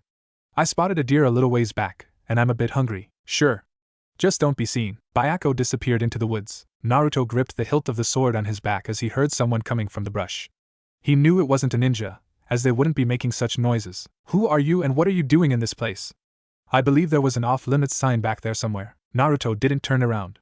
He only smiled under his mask. Still drinking a lot, old man? Naruto knew that voice. It was Tazuna the bridge builder, although he was probably known as something other than that now. I may be old, and I may perhaps drink quite a bit. However, I don't think we've met before. Also, I believe that weapon you're holding doesn't belong to you, but to the man buried in that grave. Naruto removed his mask and turned around. Actually, we have met, you old drunkard, and I don't think Zabuza would mind me using the sword. Tazuna looked at the sake bottle in his hand and dropped it like it was poison, and proceeded to rub his eyes repeatedly. So are you something the sake conjured up? Naruto blinked several times. I don't think you drank enough for anything like that to happen. You'd probably die if you ever drank that much, Tazuna. So it is you, Naruto. Everyone kept saying you were dead. I even visited your grave. Well, as much a grave as they can give someone, seeing as they can't exactly give everyone that's died their own. Yeah, well, to everyone I am dead, at least for now. So what have you been doing all this time? Tazuna asked, picking the sake bottle back up and drinking the remains of the bottle. Training and the like, he replied. Why are you here? Tazuna smiled a little. Sounds like the Naruto I know. Me? Well, I come here every so often and share a drink with Zabuza here. Tazuna walked over to the graves and stood beside Naruto. I take it you won't be staying any length of time? No. There are things I need to do, Naruto replied. How have things been since I've been gone? Things have been pretty good since Gato's been killed. Our country managed to take control of his empire. Tazuna went into detail about events leading up to the current date. Sounds like life's been good to you and your family. Tazuna nodded repeatedly. Indeed. It has been. Oh, I almost forgot. A few hours ago, a Konoha Anbu stopped by and asked a few questions. About what? Seems two groups of Kumo ninja made it across the border. They were seen at a town across the bridge near the coast. I'm sure the Kumo ninja are still around there. If you look, I'm sure you'll bump into one of the groups. Tazuna stood there for a moment, a bit of drool sliding down his cheek. What are you fantasizing about? Oh, it's just the Anbu that came here was quite shapely and had very long, dark-colored hair. I wish I could have seen her face. I probably could have died a happy man. Naruto's sweat dropped. Are all old people perverts? You know what, don't answer that question. I really don't want to know. Naruto started walking off. I'll be back and maybe I can stay longer then. Why can't you just live here? Tazuna asked. I mean, no one knows you're still alive. You could live a peaceful life here. That does sound nice, but that's just not for me right now. There are too many things I need to do before I can think about living that kind of life. Bayako, we're leaving. A large white tiger dropped down from a tree and landed beside Naruto. Just be careful. There is that rather nasty storm. Naruto lifted his hand and waved as he walked away. That boy will be just fine without my worrying. Well, I'd best be getting home. It will probably be dark in an hour or so, not to mention it's freezing out here. I suppose I'll wait a few days before telling everyone, Tazuna said to himself as he walked off into the forest. I should probably pick up some more sake on the way home. With Hinata, night had fallen and rain had just started to pour from the clouds. The freezing rain stung Hinata's face, her mask lost somewhere in the woods. However, none of this was registering with Hinata at all. Why? The simple answer was she was running for her life. Her team had found the two teams of Kumo ninja, and their attack was executed perfectly. They had killed 7 out of the 8 in under a few seconds. However, they didn't take into account that one of the Kumo ninja happened to be the two-tailed Jinchuriki. They would never have thought she would be part of that group, all things considered. Hinata and her team fought, but they were no match for the one known as Yujitoni. Hinata was the only one to make it out alive when Yujitoni fought back after the initial attack. Hinata and her team only fought for a few minutes before being overwhelmed by the sheer power of the Jinchuriki. Hinata had wasted far too much of her chakra and was currently running on next to nothing. She didn't even have enough to keep her Byakugan activated. To top it off, Hinata had a few broken ribs from being smashed through a tree. Hinata didn't know how much longer she would be able to run. Although, that didn't matter, as the next branch she landed on snapped as if it were a twig. Oh no, she thought as she fell. She hit the wet ground with a thud. Yujito landed on the ground not far from Hinata. Well, it seems I'll be rewarded once I get back to Kumo. It's not every day one finds an unsealed Hyuga woman in combat. Yujito began to walk towards Hinata with a smirk on her face. Hinata tried to stand but failed at the attempt. Stay away from me! Hinata screamed. She was well aware of what would happen to her if she was captured and brought back to Kumo. The thought terrified her beyond reason. Hinata continued to back up while still on the ground till her back hit a tree. There's nowhere to run anymore, Yujito stated as she walked ever closer. However, she stopped. She heard something coming. Something big and fast. Her eyes widened. She jumped back just in time to avoid a massive black sword that came cutting through the trees. The sword sliced everything in its path, branches, whole tree trunks, even the ground. I've seen that sword before. However, the man that wields it should be dead. Not to mention that was a wind blade on the sword. I know for a fact Zabuza couldn't use wind chakra, she thought quickly. A man covered in a black rain cloak came into view. A mask covered his face. He held out his hand, and the sword appeared back in it. Leave, was all he said. Hinata's eyesight was failing her, as she was losing the battle to stay conscious. She couldn't make out the figure at all other than the fact that person was wearing black and was rather tall. The voice sounded vaguely familiar as well. Yujito had never seen anything like that before. This person standing before her was no amateur. She had also never seen or heard of being able to summon one's weapon like that. Not to mention the bija sealed inside her was cowering. She had never seen the proud two-tailed cat in that state before. However, she couldn't leave, not when she was so close to bringing back an unsealed Hyuga girl. Not without a fight, at least. Yujito wasn't up for this fight. She hit it well, but she had taken quite a bit of damage from Hinata's team. Most of the damage came from Hinata herself, however. That gentle fist style of fighting was quite devastating, even to her. Yujito knew she would have to end this quickly, or she would most certainly die. I'll only ask you one more time to leave. Naruto stood, sword at the ready, awaiting Yujito's answer. I can't leave without her. It's that simple, she replied, readying herself. Naruto disappeared from sight, reappearing behind Yujito.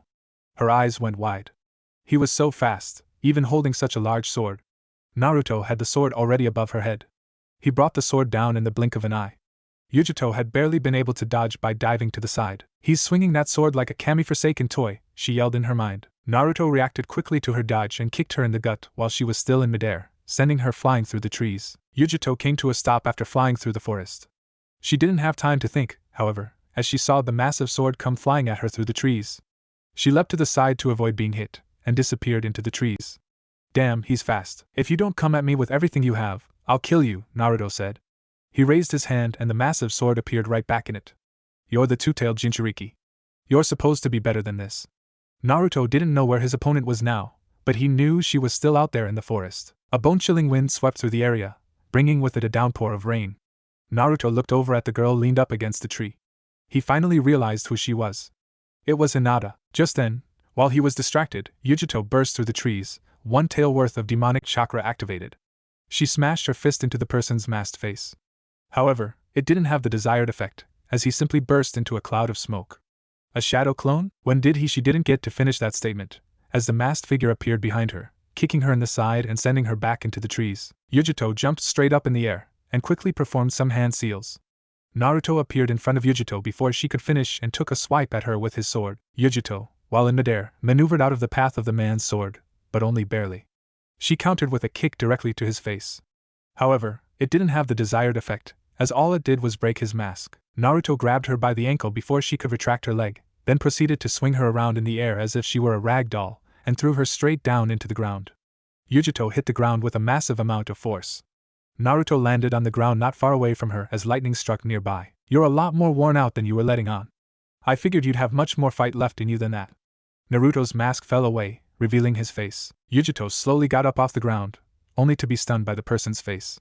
Whisker marks on his cheeks, blue eyes, and blonde hair. She knew that description. This man fit the description of the QB container to a T. You're supposed to be dead. She yelled. Yeah, I guess I am. But I'm not, he replied.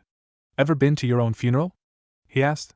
It's just so weird when you're standing near everyone and they don't even know it. Naruto didn't seem to regard Yujito as a threat any longer.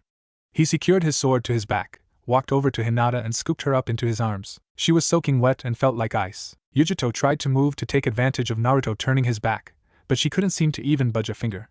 What did you do to me? I placed a seal on your body that has basically paralyzed you. Don't worry. It's not permanent. It'll wear off in probably 10 minutes or so. Naruto started to walk off until Yujito spoke again. Weren't you going to kill me? She asked. She wasn't sure why she asked such a question, seeing as normally, if she were in this position, she would be either captured or killed. Naruto turned around and shrugged his shoulders. To be honest, killing you would probably be more trouble than it's worth. If you leave me alive, I'll come after you. Naruto smiled. Your choice. Naruto vanished from sight, leaving Yujito standing there, paralyzed. You shouldn't provoke him, the demon cat said, finally speaking. Shut up, and go back to cowering in the fetal position, Yujito replied coldly. Naruto arrived at the entrance to a cave. He walked in to see Bayako laying beside the fire. Naruto laid Hinata down close to the fire. He moved her long hair so it was beside her instead of under her. The others of her team didn't make it, Bayako spoke. I see. Naruto stood there, looking at Hinata. There was something he had to do, but thinking of it was currently making his face red. However, Bayako didn't have a problem saying what he was going to have to do. You need to remove her wet clothes or are you going to let her freeze? I know that, damn it. And of course not. Naruto yelled. I just don't feel comfortable taking her clothes off, that's all, he mumbled. Yeah, well, whether you feel comfortable or not is rather irrelevant now, isn't it? Naruto sighed, then pulled out a few scrolls and unsealed the contents. The contents were a sleeping bag, some towels, and 2 blankets. Naruto quickly took off the ANBU outfit that Hinata was wearing. He basically had his eyes shut the entire time, save a few times when he had to look at what exactly he was touching. Bayako watched, rather amused at the sight. Naruto had just finished taking off her ANBU uniform. He left the combat bandages and her panties on. He noticed the bruising just below the combat wrappings on her breasts. Naruto picked Hinata up gently and placed her on the sleeping bag, then placed the blanket over the lower half of her body. He grabbed the towels and wrapped them around her hair to dry it. He placed the other blanket on the upper half of her body. While the blanket was on her chest, he reached under and cut off the combat wraps with a kunai and pulled them out. She may have some broken ribs judging from that type of bruising, Bayako stated. I know. I'm not very good at the healing arts the old man showed me, but I can at least mend them a little and take away the bruising. Naruto's hands began to glow. The bruised skin began to change back to its normal pale white color. Naruto was sweating, as he was doing his best to keep his own energy at bay. The fact was, if he used too much at once, it would probably kill her. He could easily crush an organ if he used too much chakra at once or in too broad an area. Naruto finished what he dared to do several minutes later. He wrapped the blankets around her and slipped her inside the sleeping bag. He then picked up the sleeping bag and put it between Bayako and the fire. Bayako looked at the unconscious girl beside him. "Who is this girl exactly?" he asked. "Her name's Hinata Hyuga. She's about as close to royalty as it gets in the Leaf Village. I really never talked to her much back when I was in the village. I always thought she was weird, but I realized a few years back she was just shy around people. I believe she has a sister, but I never met her. I suppose Hinata got over her shyness seeing as she's an ANBU now." Naruto just stared at the flames of the fire as if he were remembering past events. "What about the one you were fond of? Oh, Sakura?" Bayako nodded. "That was just a crush, nothing more. I knew she'd never love me or anything like that. I don't even know if what I felt for her was love in the first place. Maybe it was just the outcast wanting attention. I really don't know." "Outcast? Oh well, when I was younger and really up until my funeral I was pretty much ignored by the villagers with very few exceptions. I was rejected by mostly everyone because of old Foxface. If he hadn't attacked, my mom and dad would still be alive, and everyone would have known from the beginning I was the son of the fourth Hokage." Naruto sighed and stood up. "Some part of me doesn't want to go back to the village. I know, when I get back, there will be those who want me locked up or something like that. I wouldn't worry too much about that, Naruto." "I suppose so." Naruto made a hand seal and created more wood for the fire. "What should I do now? I mean, Kumo is probably going to go to war soon if they are sending people like her beyond the border." Bayako thought about that for a moment. "Well, I suppose they think your village is at its weakest and prime for the pickings.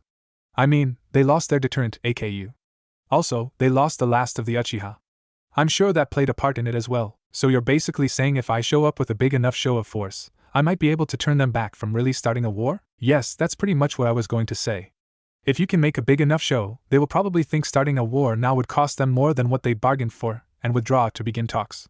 "Well, that's the best case scenario." "Yeah, but nothing's going to happen until this storm blows over, which could be at least another day." Naruto made a hand seal and several sticks popped out of the ground, which Naruto put Hinata's clothes on to dry. "You should rest, Naruto. You've been up for several days straight debating on whether or not to leave the old sage's home. I'll watch over things while you do." Naruto yawned a little. "I guess I really should."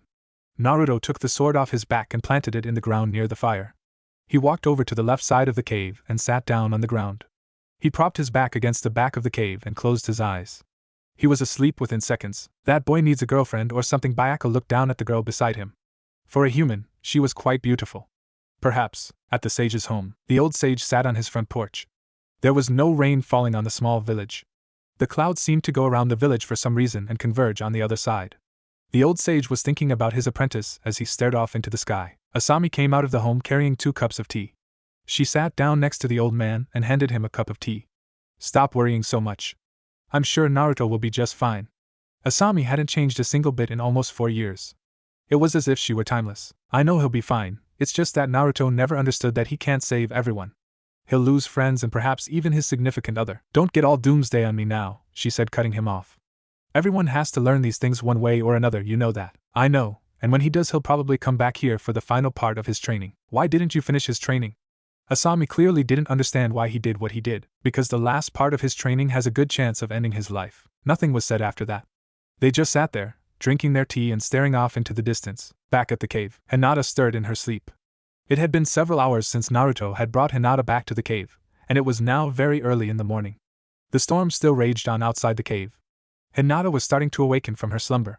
She felt nice and warm right now. She thought everything that had happened had just been a bad dream, and she was back in her own bed. Hinata opened her eyes. She found she was definitely not in her room, but in some sort of cave. She found she was in a sleeping bag. It was orange. Hinata sat up, but it hurt to do so. She found she was practically naked, and held the blanket that was wrapped around her to her chest. "Ah, so you're awake, I see." The voice was somewhat deep, and it was coming from behind her. She turned and saw a large white tiger walking up to her from the entrance of the cave. Hinata had yet to realize Naruto was in the cave with her. Realizing where she was, Hinata knew that none of what she had experienced was a dream. "Who are you?" "I'm Bayako, leader of the Tiger Summons." Bayako sat down beside the fire. Who saved me?" "The pathetic lump over there who's drooling on himself." Bayako looked in the direction where Naruto was. Hinata turned to see Naruto, sitting propped up against the wall. He was indeed drooling on himself. He looked so tall. He even grew his hair out a bit more than he had it back then. The fact was, Naruto looked very much like his father at that point in time. Hinata just smiled as she looked at Naruto sleeping against the wall. You don't seem very surprised to find out he's alive, Bayako stated. Hinata laid back down, a smile on her face. I saw him the day of his funeral. He didn't see me though. So all this time, you knew he was alive? I did, but I'm the only one who knows for sure. Hinata winced as a surge of pain coursed through her body. How bad is the pain? Bayako asked. Not bad considering they're broken, she replied. Not broken anymore. Naruto fixed them as best he could. However, I'm sure he wasn't able to fully heal them. He was never quite that good at the healing. Was also the one that took off all of your clothes. Hinata's face went beet red. Naruto-kun saw me naked? That thought was being played repeatedly inside her head. Don't worry. That boy is odd, and took great care not to look at you while he was trying to take off your wet clothes. Although I'm sure he got an eyeful at one point or another. Bayako was thoroughly enjoying Hinata's reaction. Hinata's blush was in full bloom. Are my clothes dry yet? Well, it's been several hours since they were hung up to dry. They probably are. However, I would probably ask Naruto later on for one of his spare coats. I'm sure he has one. Oh, and don't worry about Naruto waking. He's a very sound sleeper, as you can tell by the drool.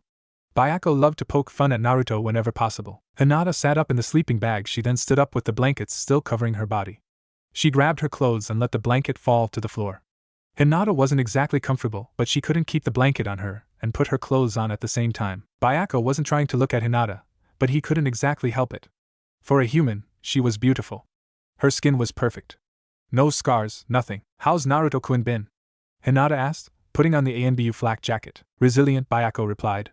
He noticed how Hinata spoke Naruto's name with such affection, but didn't say anything about it. Hinata let out a small giggle. That was Naruto. He could take anything thrown at him and come back for more. Hinata stood there for a moment, just watching Naruto sleep. He looked so peaceful right now. She walked over to him, but as Hinata was about to reach out and touch him, Bayako spoke. I wouldn't touch him while he's asleep. Hinata pulled her hand away. Why? She was truly curious as to why Bayako said that. The old man that trained him had a habit of attacking him while he napped. About 6 months after that started occurring, Naruto began to react in his sleep to pretty much any form of physical contact. Actually, you just have to get very close to him. Watch. Bayako kicked a rock with his front paw and sent it flying at Naruto's head. Just as the rock was about to bean him in the head, his hand shot up and grabbed the rock. See what I mean? I do. Why would someone such as yourself live this lifestyle? Bayako's question was rather random, but it was a very good one at the same time. Hinata was beautiful. She didn't deserve this type of lifestyle. She deserved to be happy. Many reasons beyond my control, Hinata replied sadly. Naruto yawned loudly and sat upright. He stood and stretched a bit. Oh man, definitely need a better place to sleep next time. Naruto rubbed his eyes and noticed Hinata was awake and fully dressed. He blushed slightly. Hey, Hinata. Feeling alright? Hinata blushed slightly. I am, thank you. The two just stood there in awkward silence hung in the air. That was, until Naruto's stomach growled rather loudly. Seems like I'm hungry already, Naruto said with a big smile. I hoped you remembered to pack supplies. Of course I remembered to pack supplies, Bayako. They're somewhere in here. Naruto rifled through his coat, pulling out scrolls. No, that's not it. No, not that one either. Nope, that isn't it either. There was a growing pile of scrolls on the ground behind him. Aha! Naruto held a scroll with the word food written on it. The scroll was about twice as long as a normal one. Naruto quickly rolled it out on the ground. Release. In a poof of smoke, there was pots, pans, many types of meats and vegetables, and also items with which to start a fire. The scroll was like a survival kit. One problem, kid. You can't cook much of anything other than ramen, and I don't see the ingredients to cook that here. Naruto's head hung low in shame. It's not my fault, no one really ever taught me how to cook. I can cook, Hinata said in a soft voice. Really? Naruto asked. Hinata nodded. Well, I vote for her to cook. I'm afraid you'll make something inedible out of perfectly good food. You can be so mean sometimes. Hinata giggled and began preparations to cook the food. She gathered up food items that she wanted to cook, planning on making a stew. Naruto had made his way to the entrance of the cave. He just stared out of the cave, watching the storm while Hinata cooked. How long were you awake? Bayako asked, walking up beside Naruto. Since she woke up. Bayako grinned. So you got quite the eyeful then, did you? Naruto blushed. I may have. Naruto looked back into the cave. He watched Hinata. She had a smile on her face and she was humming happily as she cooked. Does she know about what happened to the rest of her team? No. I'm sure she probably understands, seeing as they're not here, I guess. Naruto just watched Hinata cook. She seemed happy. She seemed so much less timid than she used to be the last time he saw her. Naruto wasn't sure how much time had passed, but it must have been at least 2 hours before Hinata was finished. "Food's ready," she called out. Hinata grabbed 3 bowls and filled them with the stew she had cooked. Naruto and Bayako made their way over to the fire. Hinata handed Naruto a bowl and put one down on the ground for Bayako. Both Naruto and Hinata sat down beside one another. Hinata watched Naruto out of the corner of her eye as he dug into the food she had cooked. "This is great," Naruto exclaimed, complimenting Hinata's cooking. "Yes, this stew is quite excellent," Bayako added his own compliment. Hinata smiled brightly. "Thank you?" Hinata happily ate her meal. She was really happy Naruto liked the food she cooked. "That was a great meal," Naruto shouted. He had eaten at least 4 bowls. Hinata took the bowls and used a low-powered water jutsu to begin cleaning them. "So you knew I was alive the entire time, Hinata? You were awake?" "Then you saw me." Hinata's face turned beet red, and a light blush appeared on Naruto's face as well. There was a somewhat awkward silence until she spoke again. "Why didn't you stay in the village? Couldn't you have become stronger there?" "I had that option to forego what the old man was offering to teach me. That's why he brought me to the village that day. But there were things he could teach me that no one else could." Naruto performed a few hand signs, and a tree sprouted from the ground. "How?" she asked, sitting down beside him again since she was done with the dishes. "Sorry. I can't talk about it, Hinata.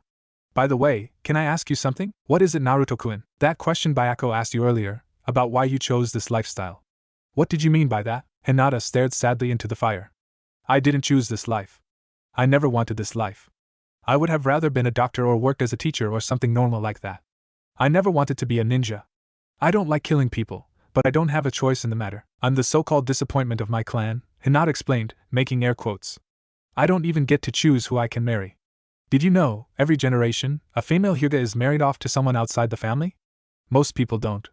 Well, I guess it's not all bad. I don't have to live with the man, and he's not allowed to keep the children. That's at least 2 bright spots. Anyhow, the reason being is for genetic diversity. Of course, we have more than enough as it is. It's just a tradition as to not come to the point of not enough of it." Hinata smiled sadly. "I was able to stall being married off, though, by becoming an ANBU. That won't keep me from being married off sooner or later, though. That's terrible." "Would they really do that to you?" "They would," she replied sadly. "But why would someone marry you and give you children, if they could never be with them or anything?" Naruto asked. "It's a status thing. I honestly don't get it myself," she replied. There was a silence that filled the cave. All you could hear was the wind and rain outside. Naruto decided to try and change the subject. So how's everyone been?" "Shikamaru got married a few months ago," Hinata said with a smile. "I got to be the maid of honor," Hinata said happily. "Chuji got to be the best man." "Who'd Shikamaru marry?" "Temari." "Really? Gaara's older sister?" "Yeah. I was really surprised when she asked me to be the maid of honor." "They had the wedding in Suna. What about everyone else?" "Let's see, Chuji and Ino started dating a few months ago. Oh, Niji and Tenten are dating too. Kiba, Sakura, Lee, and Shino really haven't dated or anything, but they're doing well. Oh. Tsunade and Jiraiya got married, and they have a little girl." "Really? Granny got married to the pervy sage and had a kid?" Naruto asked, clearly amazed. "Tsunade had a kid, with the master of perverts no less." "Yeah, she's a sweet little girl.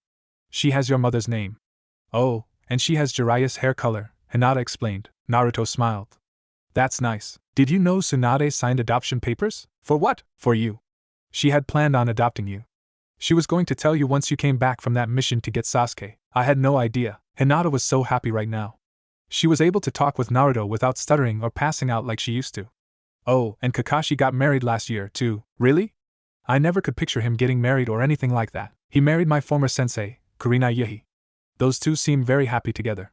Hinata wasn't going to go into the fact that it all happened because Kakashi was an emotional wreck and Kurenai was trying to comfort him. "Good for them. Glad to hear everyone seems to be doing well. Everyone misses you, Naruto-kun." "It's just not the same." Naruto smiled. What Hinata had said made him feel happy. He glanced over at Hinata, who seemed to be suppressing the urge to shiver. However, she wasn't very well. He quickly got up and grabbed one of the blankets and put it around her. "If you're cold, Hinata, you should say something." Hinata blushed lightly. "Thank you, Naruto-kun." She was indeed cold. Hinata glanced at the large sword once carried by a man named Zabuza Momochi. "So you were the one who took the sword?" "Yeah. I don't think he'd mind me using it. The sword looks pretty impractical, but once you've used it for a while, it's just like any other weapon." In a poof of smoke, a small tiger cub landed on Naruto's head. Naruto's sweat dropped. "He's so cute!" Hinata exclaimed, snatching the small cub off Naruto's head and holding him tightly to her chest. Hiroki, I told you, your father and I were going to be busy, and you shouldn't just drop in on us like this, Naruto explained in a stern voice. Yes. We did indeed, Bayako agreed, walking over to them. If I look after him, can he stay? Hinata asked. Bayako thought about it for a moment. Very well. If you are willing to look after him, he can stay. Hinata scratched the small cub behind the ear, making him purr rather loudly. Hinata giggled. Hiroki was so cute. Both Naruto and Bayako just watched. Both of them kind of wished they were in that position. In Kumo, it was early in the morning.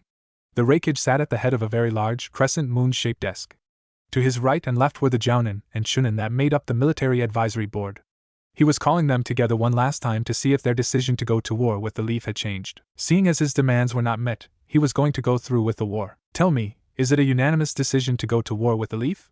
The Reikage asked in a loud, authoritative voice. A Jounin stood to the left of the Reikage. The man didn't look like anyone important. I believe everybody here agrees with me.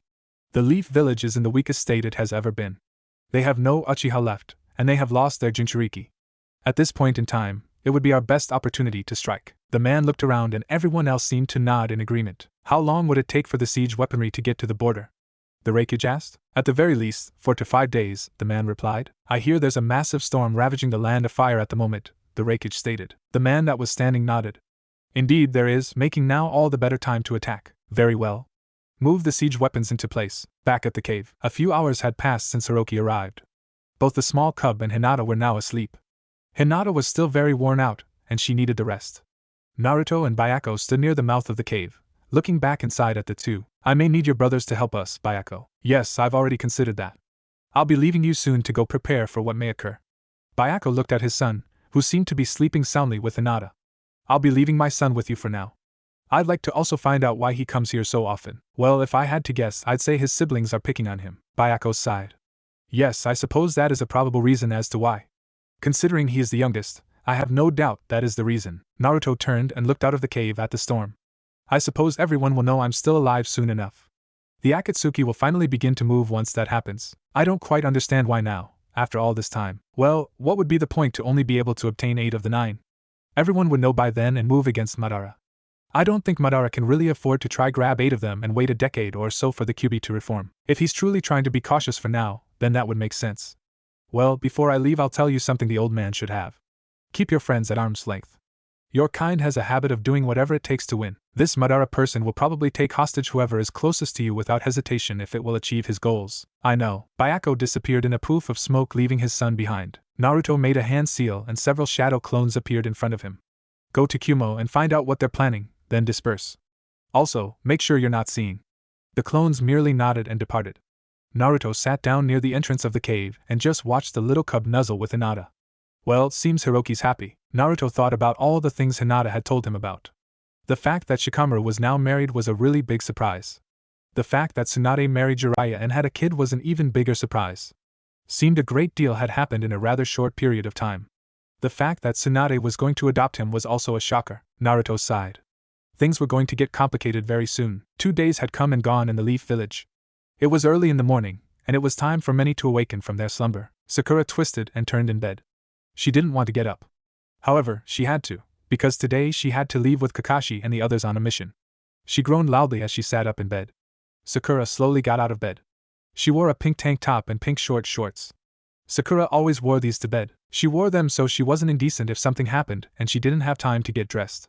Over the years, Sakura had grown her hair back out. She didn't know why herself, she just grew it till it touched midway down her back. Sakura looked to the side. There were a few pictures on her dresser. Sakura let out a long, drawn-out sigh. She had no idea why she left a constant reminder of her former teammates near her bed in the form of a few different pictures. Perhaps she did as some form of punishment for the past she would most likely never be able to make up for. Sakura was drawn out of her thoughts when there was a knock on the door. Sakura yawned and walked over to the door. She opened the door to find Ino standing there, all bright and cheery. Oh, it's just you, Ino. Sakura walked into the kitchen to get something to eat. What do you want this early in the morning? Sakura asked rather coldly. Just to bother you, forehead. I see. Sakura came out of the kitchen and headed into her room to change. Geez, Sakura, stop being so cold all the time. You're almost as bad as Hinata is these days when it comes to missions that take her away from the village for weeks on end. Just leave me alone, Ino. I don't need another lecture from you, Sakura said from the bathroom. I'll let you off just this one time, billboard brow. I'm sure Chuji is waiting outside the door for me. Sakura didn't reply. She just stood in the bathroom for a good 30 minutes before coming out. She was fully dressed now. She slowly walked over to the pictures and picked up the one of when she, Sasuke, and Naruto had become Team 7. Sakura let out a long drawn-out sigh. I wish both of you were still here. Sakura's voice trailed off as she just stared at the picture. There were so many things Sakura wanted to apologize to Naruto for. At the cave, Naruto stood at the mouth of the cave. His clones had gone to Kumo and dispersed after retrieving the info Naruto required. He had learned Kumo had already sent its forces to the border.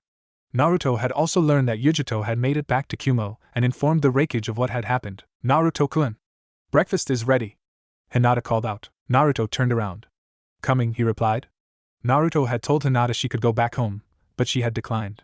Naruto didn't ask why she wanted to stay, but he didn't care either. He was just grateful for the company. Naruto sat down beside Hinata and took the bowl she held in front of him. For the past 2 days, both Naruto and Hinata had just talked about what had happened while Naruto was gone. Well, more so than they had the first day, anyhow. They had also discussed what was going to happen in the next few days.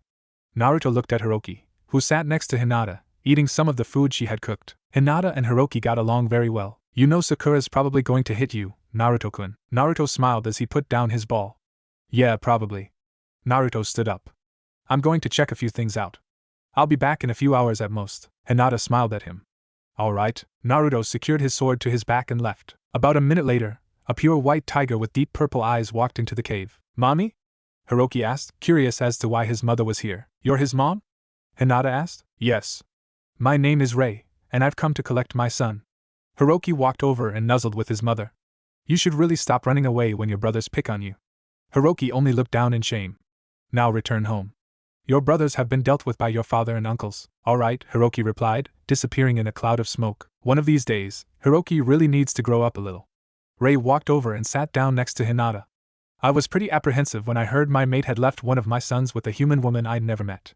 However, once he told me more about you, I wasn't so worried. He also told me the way you look at young Naruto. Also, thank you for taking care of him for the past few days. Hinata blushed. I have no idea what you're talking about, but you're welcome. Don't deny it.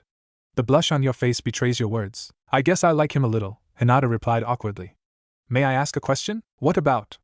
The tigress asked. Why would Hiroki's siblings pick on him? Hiroki is the youngest, smallest, and weakest of his siblings. You could call him the runt of the litter. However, that's not the reason they pick on him. You see, his father favors him the most, and that's why they hate him. I actually didn't know that Hiroki was leaving home so often because of his siblings. Of course, once my mate got home, he told them all bluntly what would happen if they didn't stop. I suppose that's why my mate had taken such a liking to Naruto. The two are so alike in many ways. I see. Will Hiroki be able to drop in from time to time? I'm sure he will, regardless of what I say. Rei stood up. I'll leave with this bit of advice. Don't wait too long to tell him. Naruto is a good man, and won't be on the market for very long once he returns to your village. I know. He really is special. Good to know. Thank you again for looking after my son. Rei disappeared in a cloud of smoke. With Naruto, Naruto stood on the Hokage monument. He was covered in a cloak with a hood. He had also gotten a new mask. When he left the cave, he had gotten an urge to see how much the village had changed since he left. Naruto quickly found out from looking at the village that nothing had really changed, save Tsunade's face on the Hokage monument. Naruto pushed chakra into his eyes. He did this in order to see like one would when using binoculars. This, of course, isn't nearly as good as the Byakugan. This was just one of the many things Naruto was taught to do by the old sage. Naruto watched his old friends. It seemed they were all heading towards the front gate. They must have been heading out on another mission. His other friends, like Hinata, looked so much older. Seems Sakura grew her hair back out. Niji still looks like a girl, although Tenten doesn't seem to mind. Naruto just observed his friends. They all seemed well. He noticed Shikamaru seemed as lazy as always. He was happy to see Chuji and Ino holding hands as they walked down the street. Kiba and Shino chatted as they walked down another street towards the same place as the others. His eyes fell on Kakashi and Kurenai. He had never seen Kakashi actually happy like that. Why do we have to leave so soon?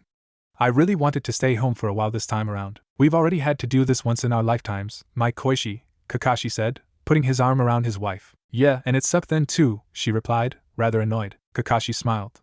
I suppose it did. Kakashi's arm went from his wife's shoulder to her ass. Kakashi, now is not the time for that. Oh, come on. No one's around. Remove your hand or you won't be getting any for at least a month. Kakashi instantly removed his hand from his wife's backside. Kakashi, you're a pervert. Kurenai gave her husband a kiss on the cheek. But you're my pervert, she whispered in his ear. Kurenai wrapped her arms around his and put her head on his shoulder. If you behave, maybe we can have some alone time at the fortress. Kakashi saw a man wearing green spandex come running up to them.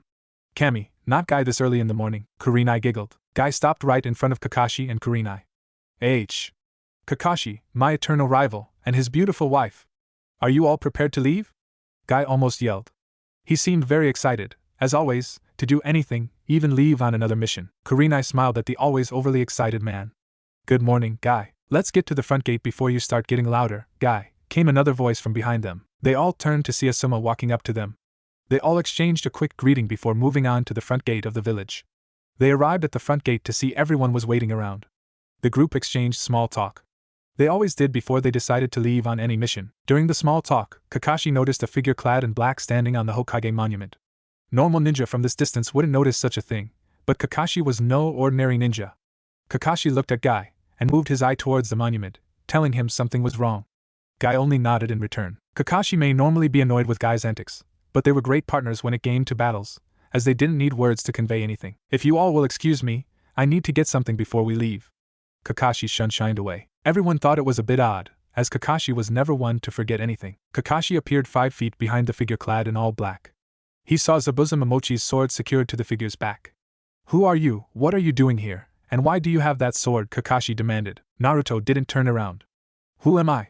Well, you'll find that out soon enough, just not today. I just came here for my own personal reasons, that's all. Also, I like this sword, so I thought I'd use it. I should be going now. Oh, before I leave though, I'll give you a bit of information. Kumo is on their way with siege weapons and whatnot, if you don't already know. They will arrive at the border in about 2 days. I realize in the ninja world, information given like this is taken with a grain of salt, but I thought I should say it anyway. See you around, Kakashi Hatake? Naruto just disappeared in a puff of smoke. A shadow clone. I suppose I'll inform the Hokage before I head back to the front gate. Kakashi shined away to inform the Hokage before his departure from the village. Even though what that man said was true, one wouldn't just say something like that for no reason. Not to mention Kakashi was already expecting something like that to happen soon. Kakashi arrived back at the front gate about 20 minutes after he had left. He had visited the Hokage's office and informed her of what had just happened. Tsunade had told Kakashi to still take his battle group out to the fortress as planned, but he was not to tell any of them what had just happened. You ready now, Kakashi? Guy asked. Yeah, let's head out. We should make it to the fortress by nightfall. With Hinata. Hinata sat outside the cave, humming a tune as she looked at a flower that she had found beside her. For some reason, she was thinking of the first time she had left home. Flashback. Hinata sat in front of the Hyuga Council. She was once again being told what she could do and what she couldn't do. She was getting fed up with these old fogies. This is ridiculous. How can the heiress to the Hyuga clan be allowed to enter the ANBU? One of the elders yelled. I agree. She'll be 16 shortly, and by clan tradition she will be married off to someone of high standing outside of the clan, one of the younger ones stated. Yes. That is the tradition of the firstborn of the head family, said another. Hinata sighed. She'd had enough of this, and was done listening to them. She stood up and began to walk towards the door. Hayashi said nothing as he watched. The elders, however, were infuriated. What do you think you're doing? One of them yelled, getting up from where he sat. He placed a hand on Hinata's shoulder just as she reached the door. Hinata didn't say anything. She merely made a quick jab into the man's gut with her elbow, then spun around, thrusting her hand into his chest, sending him flying across the room. I'm done, she stated calmly. I'm done with this place, and I'm done with you people who claim to be my family. I revoke my rights as heiress. I may not be able to rid myself of all of the clan's traditions, but I will not live in this compound any longer. I'll be moved out of this place before sunset today. Hinata slid the door open, walked through, and slammed the door back with such force that the frame cracked. Oddly enough, through all that, Hinata had never raised her voice. Hinata stormed off to her room. She quickly started to pack things she wanted. As she was packing, there was a knock at her door. Come in, she said. The door opened and Niji walked in. Oh, Niji, I wasn't expecting you. Well, for one, I'm here to help pack your things. My father's orders? Niji shook his head. No. I just met with your father, yes? However, that's not one of the things he asked me to do. I see, Hinata said as she started to pack her clothes in one of her bags. Hayashi has asked me to tell you that you're free to leave and that your request to revoke your rights as heiress has been accepted. However, you are still a part of this clan, and some of the duties must still be performed. In 1 year, you will be wed to someone of your own choosing or of your father's. As the elders said, the normal age is 16. However, I believe Hayashi is using your acceptance into the ANBU as way to give you more time. Oh, and there is this. Niji pulled a slip of paper out of his clothes. Your father wanted me to give you this. Hinata took the piece of paper and opened it. The slip of paper only had 2 words written on it, and a series of numbers. The words were "I'm sorry," and what looked like a bank account number. He still couldn't say it in person. "You read the note, didn't you?" "Yes. The account is money set aside for you." "I see." While they were talking, Hinata had almost finished packing. The fact was, she wasn't bringing much with her, other than her clothes and a few other personal items. Niji walked over and picked up the bags. "What do you want me to tell your sister?" "I mean, she isn't back from her trip yet." Hinata smiled as she picked up one of her bags. "I'm sure she'll yell and act like a spoiled child when she hears about all this." Hinata walked out of the room with Niji not far behind. Hinata loved her sister. However, Hanabi could really get on her nerves at times. End of flashback. Hinata sighed as she came back to her own reality. Right. Only a few months left, she said to herself as she pulled petals off the flower. Her expression was one of deep sorrow as she thought about it. Unbeknownst to Hinata, Naruto stood in the trees just watching her and the sorrowful expression on her face. He had left a clone behind, outside the cave, merely to watch just in case anything happened. In the past, he would have probably gone up to her and asked over and over again what was wrong. However, during his training with the sage, he had learned a great deal of patience. He wasn't sure what she was sad about, but he figured it was time she went home. "I suppose I should intercept a group of Konoha ninja and let them know," the shadow clone thought before dispersing. There was another reason Naruto had decided to do this. He didn't want Hinata to follow him and get hurt. With the real Naruto, Naruto was sitting in a clearing meditating. For some reason he couldn't do this while Hinata was around. She was just too distracting. The Kyuubi chuckled to himself. "You find that female attractive? I'll enjoy killing her the most when I finally get out of this wretched place," the fox said darkly. The Kyuubi was very sure that he would be able to make Naruto remove the seal from his prison. "Never going to happen," Naruto replied calmly. "You'll be with me till the day I die. I'll even find a way to take you with me in death as well." Naruto talked calmly to the fox, completely unaffected by the fox's presence. Over the years Naruto had to deal the Kyuubi many times, and because of that he was not afraid of or influenced by the fox. The Kyuubi let out a thunderous laugh. "Ha! The sage may have trained you, but even he doesn't know how to do something like that. I will have my day in the sun once again, boy, and on that day, I will kill everyone you hold dear." The Kyuubi's voice died down as he moved back away from the bars, his massive glowing murderous eyes watching everything inside and outside of Naruto's body. As creepy and evil as always, Naruto muttered under his breath. Naruto had just received images from his clone that had been watching over the cave he had left Hinata in. Naruto really had enjoyed Hinata's company, but she should have gone home after she was well enough. He didn't want any of his friends getting hurt during this little stunt he was about to try. "Well, Kakashi's group is probably the closest." Naruto stood and created a hand seal, disappearing from sight in a swirl of leaves. Naruto stood on top a tree, eyes closed, gathering natural energy, which the sage had shown him how to do.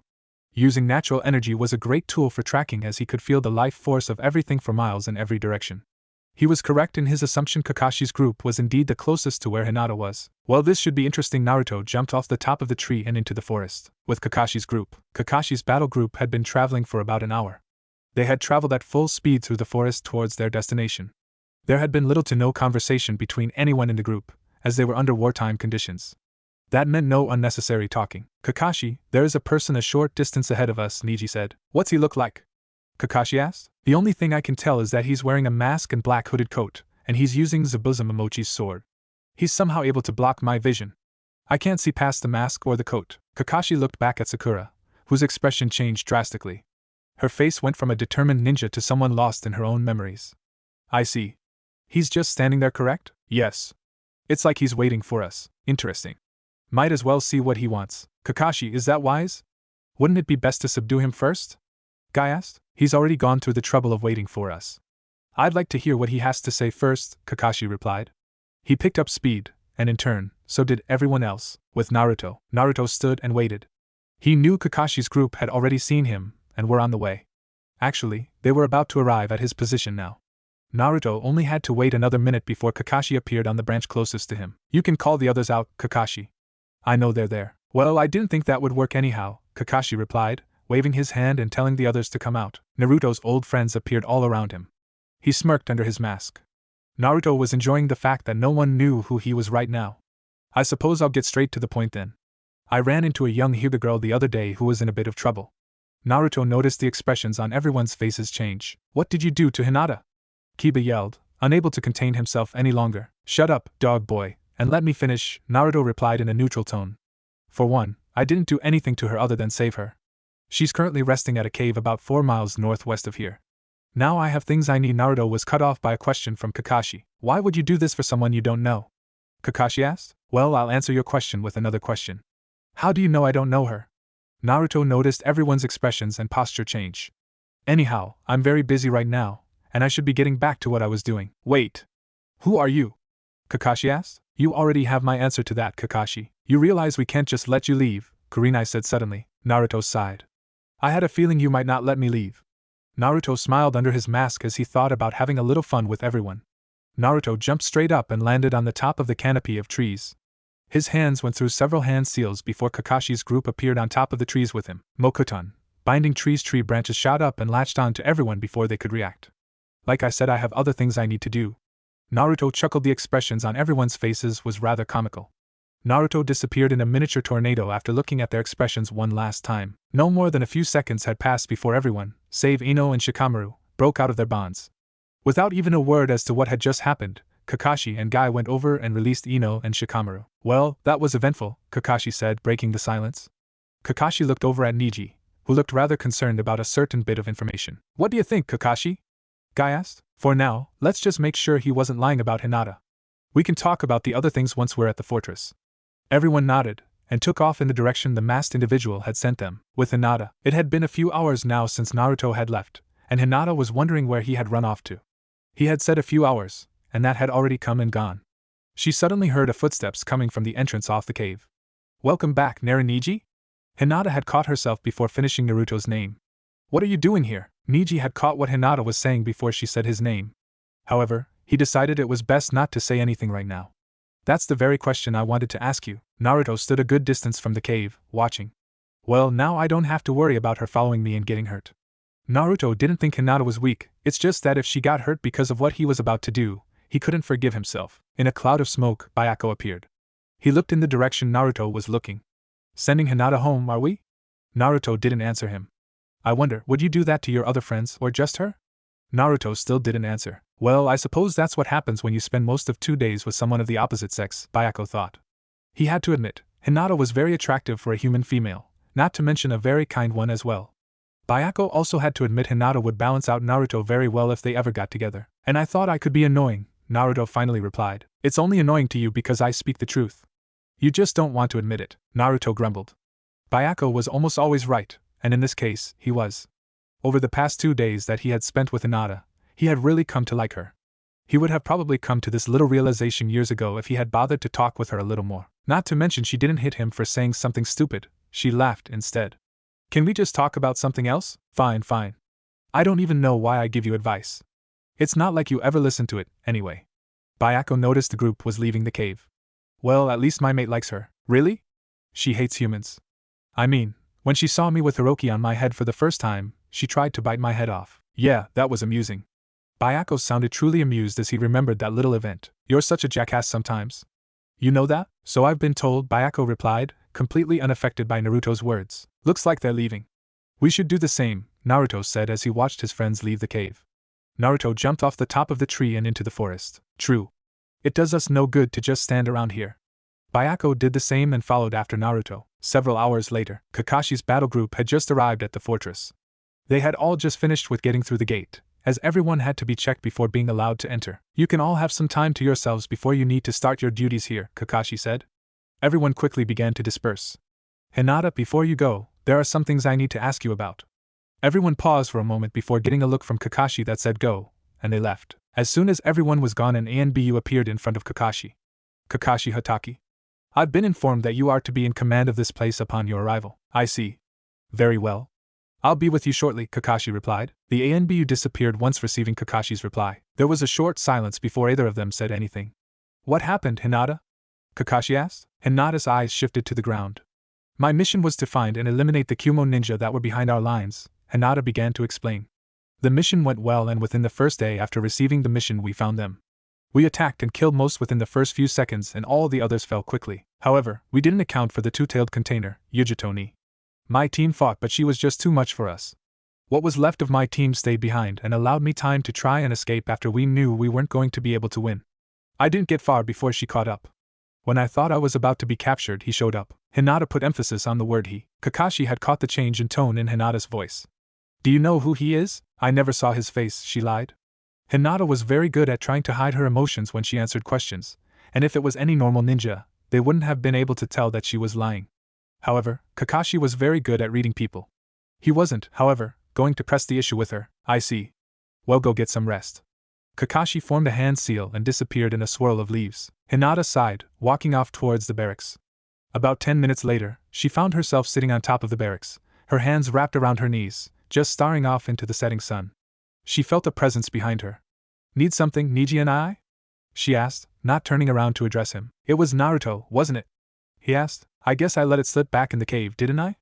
She asked. You did, he replied. You don't sound surprised that he's alive. Well, we only found a headband.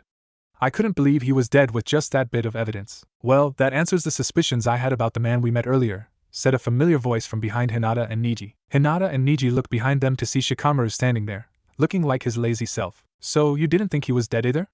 Niji asked. Naruto dead? Hell will probably freeze over first, and it would probably happen because of him, Shikamaru replied. Niji cracked a small smile at that. Probably. So Hinata, did you tell him? I tried, but the words just wouldn't come out of my mouth no matter how many times I tried, she replied to Niji's somewhat unspoken question. Are you going to tell everyone? Nah. That would be too much work, and cause me far too much trouble. I'll just wait for Naruto to come back. Which, if I'm correct, should be fairly soon, in light of what has just happened. Shikamaru sighed. Well, I'd best be going. Kakashi wants me to do something rather troublesome. Shikamaru made a hand seal and disappeared in a swirl of leaves. Has he changed any? Niji asked. Hinata put her head into her knees, smiled, and blushed slightly. He's matured a little, but other than that, not much at all. I see. Well, I should be going. I have things I need to do. Niji walked off to begin his duties. Hinata just sat there, staring off into the sunset. Kakashi stood in the command room with Guy looking out the window over the courtyard. Kakashi was waiting for the messenger hawk from the scouts that had been set out in the field a few days ago by the person in charge previously. The group that was sent out was supposed to send a messenger hawk back at the end of each day that they were out. What are you waiting for, Kakashi? Guy asked. The messenger hawk came into view just as Guy asked. It's finally here, Kakashi said, ignoring Guy's question. The hawk landed on the perch, and Kakashi quickly detached the note from its leg. He opened the note. The note was written in code, but Kakashi could read it regardless. So he was telling the truth. What are you talking about, Kakashi? That man we met earlier today in the forest. I had met him before that day in the village. He told me Kumo had sent forces to siege this fortress, and this note confirms what he said. He knew the shadow clone jutsu. Only high-ranking jounin in our village know that jutsu, Kakashi, Guy said. I know that. However, there's one other who knows that jutsu. We never did manage to find a trace of his body. If it's Naruto, why didn't he just come back? And how can he use the Mokuton? Those are very good questions, Guy. I suppose we'll find out the answer soon enough. He'll be tried as a rogue ninja. You know that, right? Kakashi nodded. I know, and I'm sure if it's him, he knows that as well. Anyhow, tell everyone what's happening, and that they should get a lot of rest. We only have about a day before they arrive. Right, Guy said, leaving the room. A day and a half later, the Kumo ninja were mere hours away from their destination. They had met no resistance on their way to Konoha borders. Back in the day, they would have already been attacked, but it must have been true that Konoha was at their weakest. Either that, or the Konoha ninja were just waiting for them to get close and then strike, instead of doing it far away from their own base. A man named Darui was in charge of this operation. He was sitting on top of one of the massive bear summons, who was dragging the rather large siege equipment, along with the rest of its kind. Darui sighed as he stared up at the clouds. We would have been here days ago if we didn't have to drag this siege equipment. Darui, don't you think it's weird we haven't met with any resistance? C asked. C was Darui's partner most of the time, but in this case, he was his second in command. Yeah, I've been thinking about that. I'm sure they're setting or have already set up traps up ahead. I've sent some men to scout for them. A Kumo jounin appeared next to Darui and C. Sir, all the men you just sent ahead have been killed. Darui raised an eyebrow at this. Really? What type of weapon was used? Some were cut in half along, with trees they were near. I'm assuming it was done by a very large sword or bladed weapon, the man replied. What does this mean, Darui? C asked. It means the Kyuubi Jinchuriki is watching us, he replied, and you're just going to sit here? C yelled. What? You want me to go into the forest and search? If he really is here, he'll come to us, Darui replied somewhat lazily. They came to a massive clearing. It was the only clearing from here until the actual fortress. There was a black figure standing in the middle of the clearing. Hey, Darui, look! There's someone over there! C yelled. C was always far more serious than Darui, and this was just one of those times. Calm down, C. You always get so worked up over things, Darui said, waving C off. The dark-skinned man sat up and looked at the black figure. Well, if it isn't Naruto Namikaze. I see the info Yujito brought us was accurate. C. Use your sensor abilities to make sure that's who I think it is. C. Quickly made hand seals. A bead of sweat suddenly rolled off of C's forehead. That man has an extraordinary amount of chakra. I don't even think B has that much. Well, that confirms who he is, I suppose. Darui stood up, prepared to engage the target. He shouted to everyone. Darui formed hand seals and disappeared. Naruto looked up at the massive bear summons that were pulling the equally as massive siege equipment. Well, this should be interesting. Naruto's eyes narrowed. He quickly pulled out his sword and blocked a blow from Darui. You must be Naruto Namikaze, am I right? Darui asked as their swords were still intertwined. Name's Darui. Congratulations, you got it on the first try. Well, I guess I don't need this anymore then. Naruto removed the mask from his face with his free hand and tossed it to the side. I'd like you to meet some friends of mine. 3 massive clouds of smoke appeared behind Naruto. Darui jumped back to avoid anything that may happen. When the smoke dissipated, he saw 3 massive tigers. One was black and white striped, and was clad in a silver-colored plated armor. The tiger had spiked shoulder pads and a headpiece, along with metal claws over his normal ones. There were also plates of metal going down the length of the tail. 2 other tigers that were just as massive stood behind beside the one in silver armor. One was all black, from what Darui could tell, while the other was a dark gray color. The 2 were clad in similar armor. Go make some noise, guys, Naruto said in a neutral tone. I thought I'd never get any action. The black one yelled and charged the largest bear summon. Bayako and his other brother merely sighed, and joined their overzealous sibling. Hundreds of shadow clones came out of the forest, and joined the tiger summons. Well, it seems you were prepared for this, Darui said, calmly readying his weapon. I try, Naruto replied, doing the same. Hinata sat on top of the fortress, her Byakugan activated. She was scanning the area for Kumo Ninja. That was her job right now, seeing as all the Hyuga were taking shifts. Where are you, Naruto? She mumbled. That's when she saw something at the very edge of her vision. It was 3 massive clouds of smoke. She saw 3 massive tigers as the smoke began to clear. Naruto! Hinata jumped over the wall and sped off into the forest. Niji was, of course, not resting like he was supposed to, and instead, watching Hinata. When he saw her jump over the wall and rush into the forest, his eyes widened. He jumped down to the ground where Kakashi was in a meeting. Kakashi, Hinata just took off, Niji said as he burst through the doors. What? Where did she go? Damn it, after all the planning and traps we set up, she has to do something like this. Kakashi rubbed his temples. Alright. The enemy is only a few hours away, but we can get there much more quickly, seeing as we're not dragging siege equipment along. Shikamaru, how many were reported in that group? About 600, Shikamaru answered, and we only have about 400 or so here. Alright, I'll take half the garrison with me. Hinata already has a head start, and she's pretty quick these days. Guy, you're in charge while I'm gone. Leave it to me. Guy shouted overzealously. Alright, let's go. Kakashi stormed out of the room. The garrison was already lined up. They knew there was a problem. Alright. Hinata Hyuga has, for some unknown reason, taken off. Half of you are coming with me, Kakashi stated as he pointed at one half of the garrison. They nodded in agreement. Good. Let's go, Kakashi commanded, jumping up and over the wall of the fortress. Naruto and Darui clashed swords. There was nothing flashy or fancy about their moves. They merely clashed their swords, trying to gauge one another. They parried and dodged each other's moves while using their elements within their blades, making for a rather interesting show when the blades clashed, as sparks flew in all directions. Your clones and summons are creating quite a little war with my men. I'm interested in finding out how you summoned those tigers without hand seals, Darui stated as he did a downward swing with his sword. Naruto batted the cleaver to the side with his own weapon. Well, you'll have to beat me if you want to find that out. However, I'll show you something else interesting that isn't in your books about me. Naruto jumped back, stabbed his sword into the ground, and started performing hand seals very rapidly. This is something I made myself, and I'm quite proud of it. Mokuton, great upheaval! Naruto exclaimed, smashing his hands into the ground. The ground began to shake violently. Massive roots shot out of the ground, tearing it apart. The massive roots went straight for the siege weapons and ripped through them. The tigers saw it at the last moment, along with the other summons, and jumped to the sides. Naruto! Bayako roared as he smashed a bear summon in the face with his plated tail, knocking it to the side. How many times have I told you about giving fair warning? Whoops! Looks like I made him a little upset, Naruto muttered as he grabbed his sword. I have to say, that is interesting, considering that there shouldn't be anybody left with the ability to use that type of jutsu, Darui said, trying not to sound impressed. Although you managed to take out about half your clones at the time. Same. Yeah, well, they're just cannon fodder anyhow. Naruto disappeared, only to reappear in front of Darui, making a downward chop with his sword. Darui dodged to the right. However, Naruto stayed with him and thrust his palm at the man's midsection. The palm thrust, however, didn't make contact either, as Darui barely managed to dodge that as well. The ground in front of the palm strike exploded.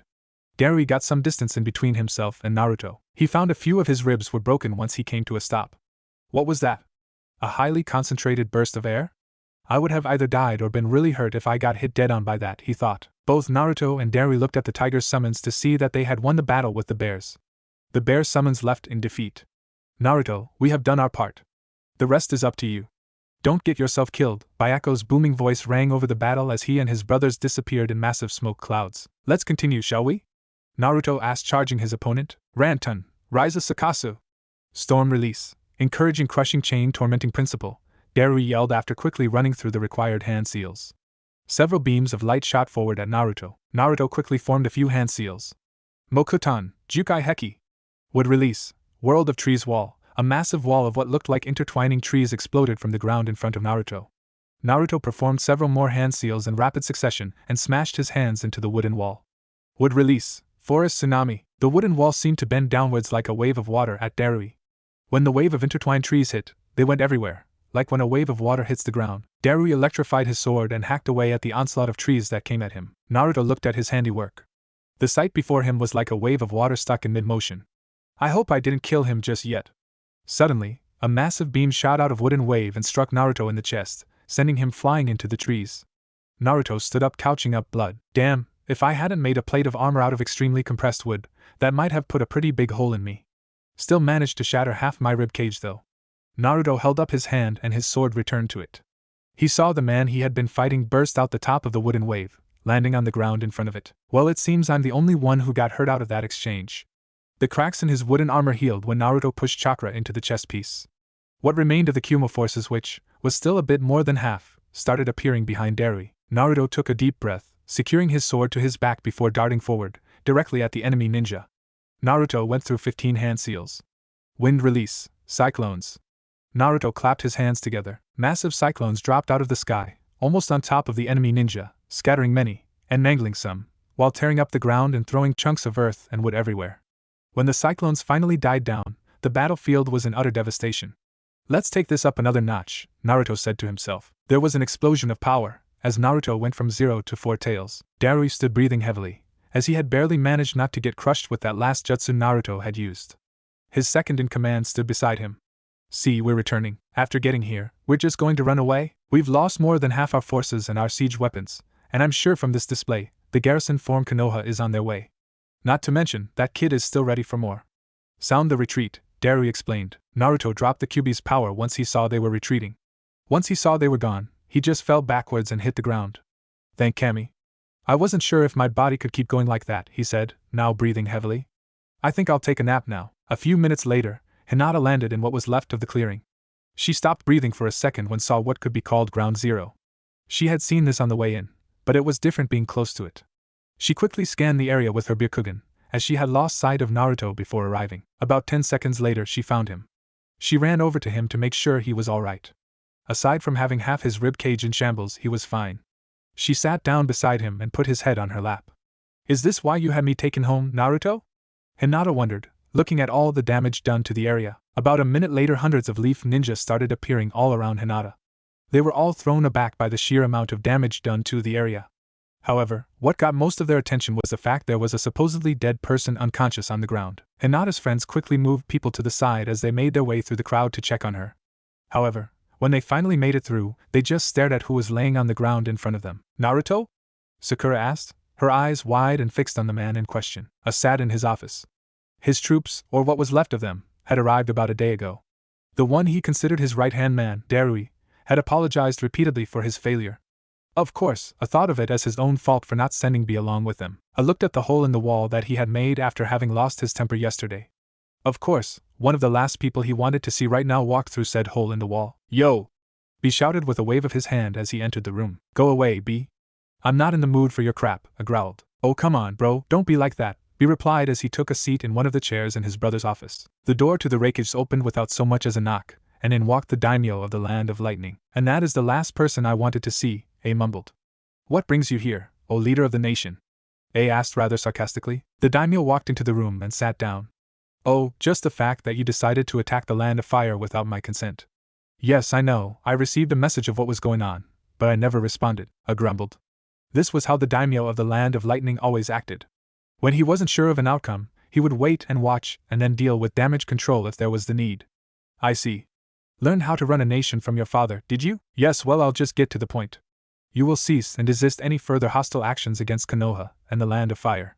I have already sent messages to the daimyo and Konoha that any damages incurred will be paid for by this nation. I see. And you couldn't have just sent me a message? You would have probably killed him like the last one that brought you bad news. He told you, bro. B laughed. I grabbed a paperweight and chucked it at B, nailing him in the head. Shut up, you idiot! I shouted. Why do you always have to be so violent? B mumbled as he got off the ground. The daimyo stood. I'd best be going, seeing as I have more than just this to do today. I watched the daimyo leave. He was irritated at what the man had said. The fact was, A was the kage of the village, while the daimyo was the leader of the nation that it resided in, and therefore, had the final say in matter of war and things of that nature. There was nothing more he could do other than comply with the man's wishes. I could kill him, but that would just bring far too many problems. I slammed his fist against his desk. I really hate that man, he said, grinding his teeth. I knew many would not accept this, especially in light of what happened a few days ago. He calmed himself before speaking to B. Informed the council that there will be a meeting in a few hours. B. Sure, bro, he replied, quickly leaving through the hole his brother had made earlier. I sank back into his chair.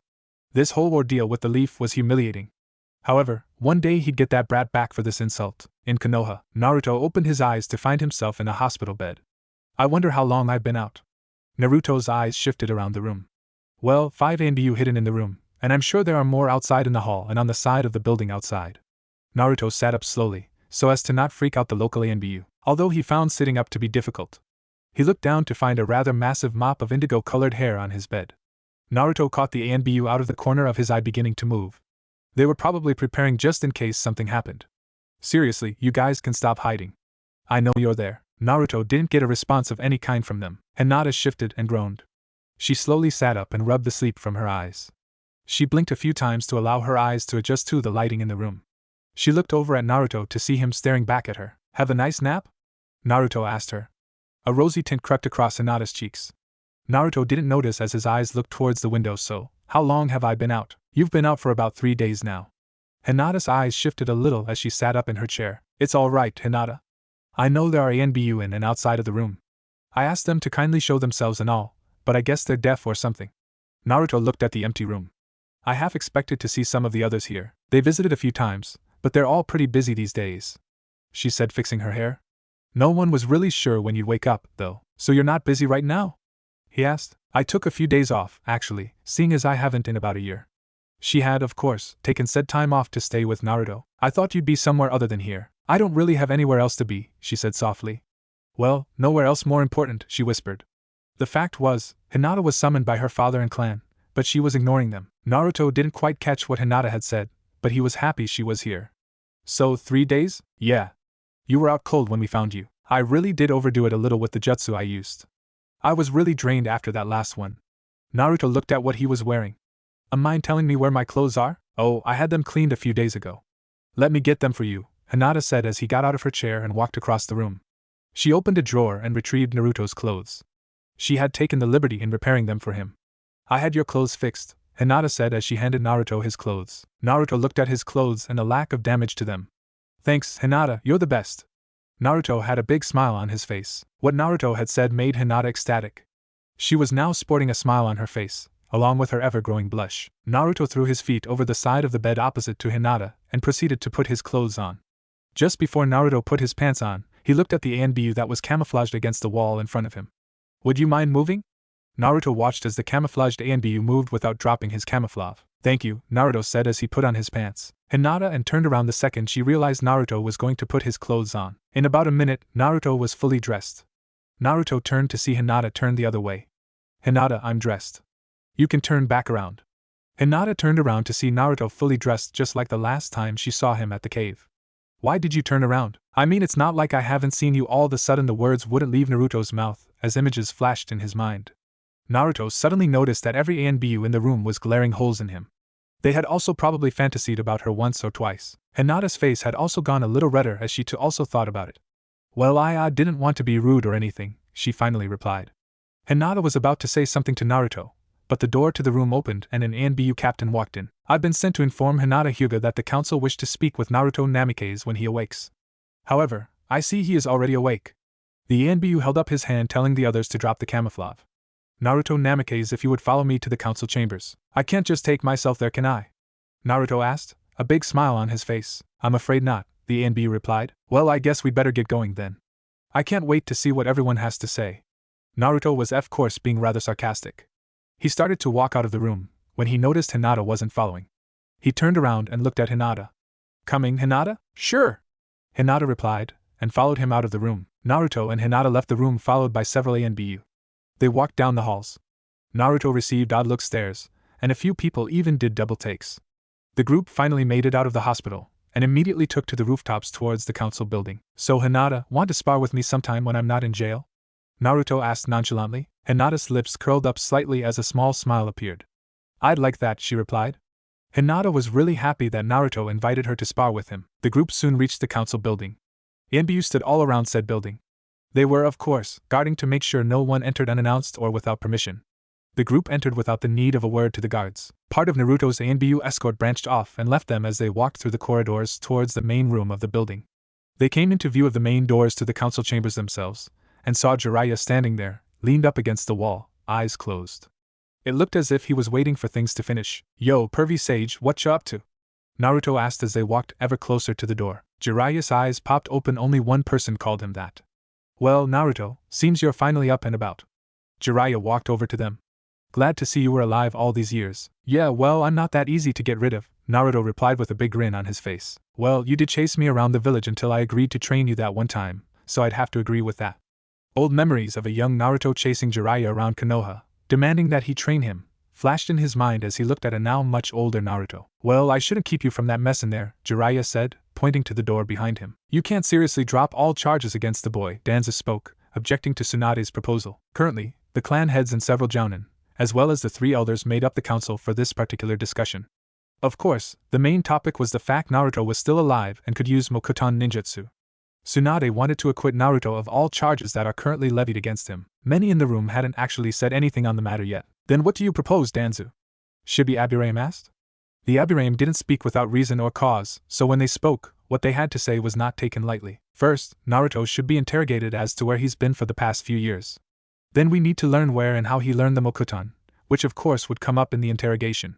Then we need to Yeah, how about no Mr. Cripple Guy, came a voice from the doorway. Everyone looked to see Naruto standing in a now open doorway. He was wearing the clothes he came in with, just patched up. What? Is there something on my face? He asked after nothing was said for a few minutes. Now, do tell me what my crimes are before you start deciding my fate all on your own. Naruto was directing his words directly at Danzu. Naruto noticed that he knew quite a few of the people in the room. Most of the jounin in the room were ones that he had dealt with in the past. Very well, Danzu replied. You are charged with abandoning the village. This is a grave charge that is not taken lightly. Now how do you plead? Well, obviously, I'm guilty. I did leave, Naruto replied. The funeral was quite touching. I was rather surprised so many showed. Many were now staring at Naruto wide-eyed. You were here during that time? Koharu asked. Yeah, well, the old man thought it was best that I choose what I should do then and there. I chose to accept his training, and we left shortly after I picked up a picture from my apartment. Naruto looked at them and answered the unspoken question. No, I won't tell you who he is or where he is. Also, you won't find out through interrogation, seeing as Ibiki doesn't scare me and Inoichi probably isn't going to risk a waltz through my mind. All things considering, Shikaka Nara stood from his seat. When it comes to clans, one does not need to tell the council how or where he learned a specific jutsu. Seeing as Naruto is indeed an Uzumaki by blood on his mother's side, this applies to him. Also, while his father may have not been from a clan, he didn't discuss or tell us how he created the jutsu he had made. Now, on the matter of Naruto's leave from the village.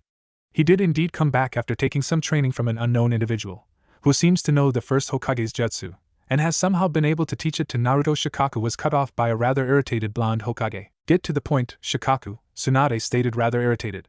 Tsunade knew once Shikaku got going, it would be a while before he stopped. Shikaku cleared his throat. What I mean is, I don't see a point in charging Naruto with any crimes or laying on any punishment, in light of recent events. How does everyone else feel on the matter? Tsunade asked, wanting a general consensus on the matter. I don't think any of us object, Kakashi said lazily. Tsunade waited, but no one objected to what Kakashi had said. She looked at her so-called advisors. The 3 of them looked irritated. Before Tsunade could say anything, however, An ANBU appeared next to Tsunade with a message. Tsunade quickly read over the message. Well, that's unexpected. She quickly crumbled the note and tossed it in the trash. Well, it seems Kuma will no longer be taking any military actions against our ninja, as per the orders of the daimyo of the Land of Lightning. Also, all damages incurred will be paid for back to the beginning of last year. Heads shifted and whispered talks were heard throughout the room.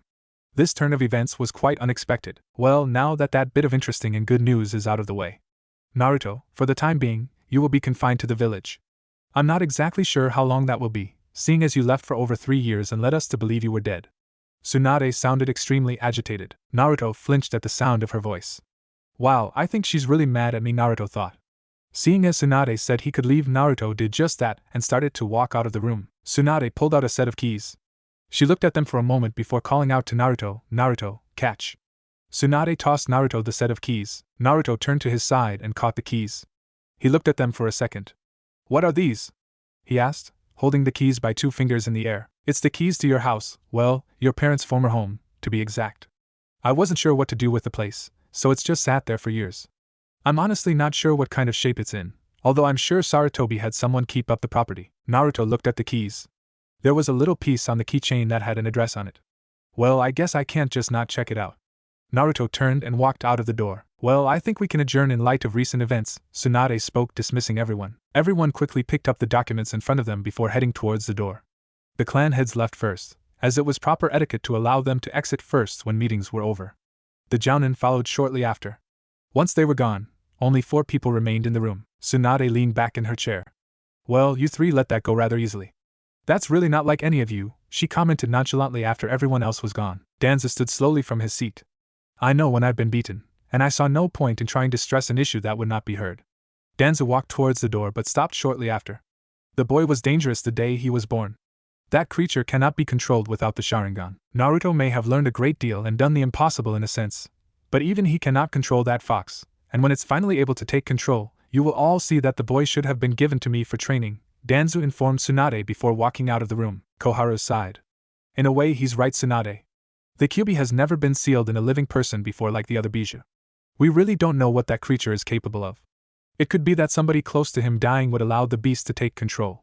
Koharu spoke the truth. No one knew what the fox was capable of, even though he was sealed away. You 3 just need to have a little bit of faith in Naruto, Tsunade commented. Tsunade, the 3 of us have lived a long time, and we cannot just put our faith in someone so young so easily, even if he truly is Minato's son. Sorry, but I'd have to agree with my wife. Everyone looked to see Jiraiya standing in the doorway. You 3 just need to have a little faith. He may be young, and he may not be the most emotionally stable person after all he's had to deal with, but Naruto's the type of person that can make the impossible possible. He can make people believe in him for no conceivable reason. Naruto walked down the streets of Konoha. His hands were placed on the back of his head, his elbows in the air, and a big smile adorned his face. Hinata was walking beside him, her arms in front of her, hands intertwined. She was looking to the side rather shyly, unsure of what to do or say as they walked towards the address on the keychain Naruto had. After about half an hour of just walking to their destination, they came to a simple wrought iron fence. The edge of it anyhow. The fence itself seemed to stretch on in one direction for quite a ways. Beyond the fence were rather large trees, blocking all view of what was actually inside the gated area. Naruto remembered he had been at this place once before when he was much younger. It was when he had done something wrong and the 3rd Hokage wished to speak with him. The 2 had ended up walking by here, but the old man never told him what this place was. The gate should be a little ways down here, Naruto said. You've been here before, Naruto-kun? Hinata asked. Yeah, a while back when I glued a teacher to his chair. The 3rd Hokage was talking me about how I shouldn't do that kind of thing to people, and we ended up here, he explained. After a few minutes, Naruto finally spotted the gate. Ah, there it is. They came to a large wrought iron gate that looked much like the rest of the fence, rather old and weathered. Naruto pushed on the gates, and with a screech, they moved. There was a stone-laid path cutting through the forest. They walked for a few minutes until they came to an opening and a rather large home. The home was a cross between the old-style home, like the Hyuga clan home, and one of the more modern homes in one of the newer parts of the village. There were a few smaller buildings that were connected to the main building. The buildings and the surrounding yard had definitely been kept up by someone. Shall we? Naruto asked, a rather large smile on his face. Hinata blushed. Sure, she replied shyly. Hinata couldn't help but blush when Naruto smiled at her. They walked up to the front, which had a pair of wooden doors. The doors had a pattern in the center of each of them, just like the one on Naruto's old orange jacket. He quickly opened the doors to find that they hadn't been opened in quite some time, seeing as they made a rather annoying screeching noise. The house had dust everywhere. It looked like it hadn't been opened since Naruto's parents had died. The downstairs had an open floor design. The two checked out the downstairs, going from room to room without so much as a word to one another. Hinata hadn't really looked at the house. Most of her attention had been on Naruto and his reactions to what he was looking at. To her, he seemed a little lost as they looked at the downstairs. She wanted to say something to help him, but nothing would come out of her mouth. Hinata also noticed how he kept looking at things as if he was trying to imagine his parents there. Naruto-kun, have you ever seen your parents before? Well, I guess I know what my dad looks like, but I've never seen a picture of my mom before, he replied. The two walked into the living room where Hinata spotted a dust-covered picture. She walked over and cleaned it off. There was a tall blonde man with a big grin on his face, and a beautiful woman with long red hair who had a pleasant smile on her face. Hinata handed Naruto the picture. She's beautiful, Naruto-kun, she commented. Naruto stared at the picture intently. Yeah, she was, he replied, almost in a trance. Hinata heard a knock at the door, but when she looked at Naruto, he didn't seem to notice. She didn't bother him and walked out of the room to answer the first door. Hinata opened a door to see Jiraiya, Tsunade, and Shikamaru standing at the doorway, with Kushina in Tsunade's arms. Oh Tsunade-sama, Jiraiya Shikamaru, already playing housewife, are we Hinata? Tsunade asked, a grin on her face. Hinata shifted her feet a little and blushed. No, she replied. Not yet anyhow, she thought. Here, take Kushina. She's been upset that you haven't come to play with her like you said you would. Tsunade spoke as she handed Hinata her daughter, then quickly walked by as soon as she had Kushina. Tsunade quickly made her way over to Naruto, who flinched when she put her arms around him. Thank Kami you were alright. She hugged Naruto for a few moments before she let him go and began to strangle him. Everyone but Kushina thought this scene was completely out of place. I swear to Kami, if you ever pull a stunt like that again, I'll kill you myself. She yelled as her grip tightened around the young blonde's throat. I'm sorry it won't happen again, Naruto choked out as Tsunade violently shook him. She was choking him so hard, his face was literally turning blue. Why mommy kill Niken? Kushina asked. Because your Niken can be very inconsiderate at times, Shikamaru commented, making air quotes. If Temari had heard the word inconsiderate come out of Shikamaru's mouth in such a way, she would have beaten him half to death with her fan, seeing as he was constantly inconsiderate to those around him. Jiraiya sighed. He knew this was going to happen, at least something like this anyhow. Haim, if you keep that up, you really will kill him, he spoke, trying to calm his wife. Tsunade stopped what she was doing and blinked as she looked at a very blue and lifeless Naruto, whose throat she was grasping rather tightly. She had lost herself in her anger again. Oops, she mumbled as she released Naruto's neck. Hinata rushed over to check on him. Are you alright, Naruto-kun? Naruto rubbed his sore neck. Yeah, kinda, he replied before coughing. Naruto noticed the small girl with long white hair in Hinata's arms. Who's that, Hinata? He asked, referring to the small child in her arms. Technically, she's your little sister, Naruto, seeing as I had already filled the adoption papers before you had left on your last mission, Tsunade commented. Kushina reached out, touched Naruto's whisker marks, and giggled. Niken whiskers. She squealed in delight as she touched them more. Naruto's sweat dropped. Were his whisker marks that amusing to small children? Naruto was annoyed by the laughing being done by his adoptive mother. Laugh it up, Ba-chan. Oh, I will, she replied, continuing to laugh. She was very amused by the sight. An hour came and went in the blink of an eye. Shizen had come and brought takeout, seeing as the kitchen was filled with dust and there was no food in it to cook. They were currently on the back porch area, eating and or talking. Jiraiya, Tsunade, and Shizen were sitting at a small round table, eating. Naruto and Shikamaru were off talking away from everyone else, while Hinata was picking flowers with Kushina in the yard, which was filled with wild flowers of all kinds.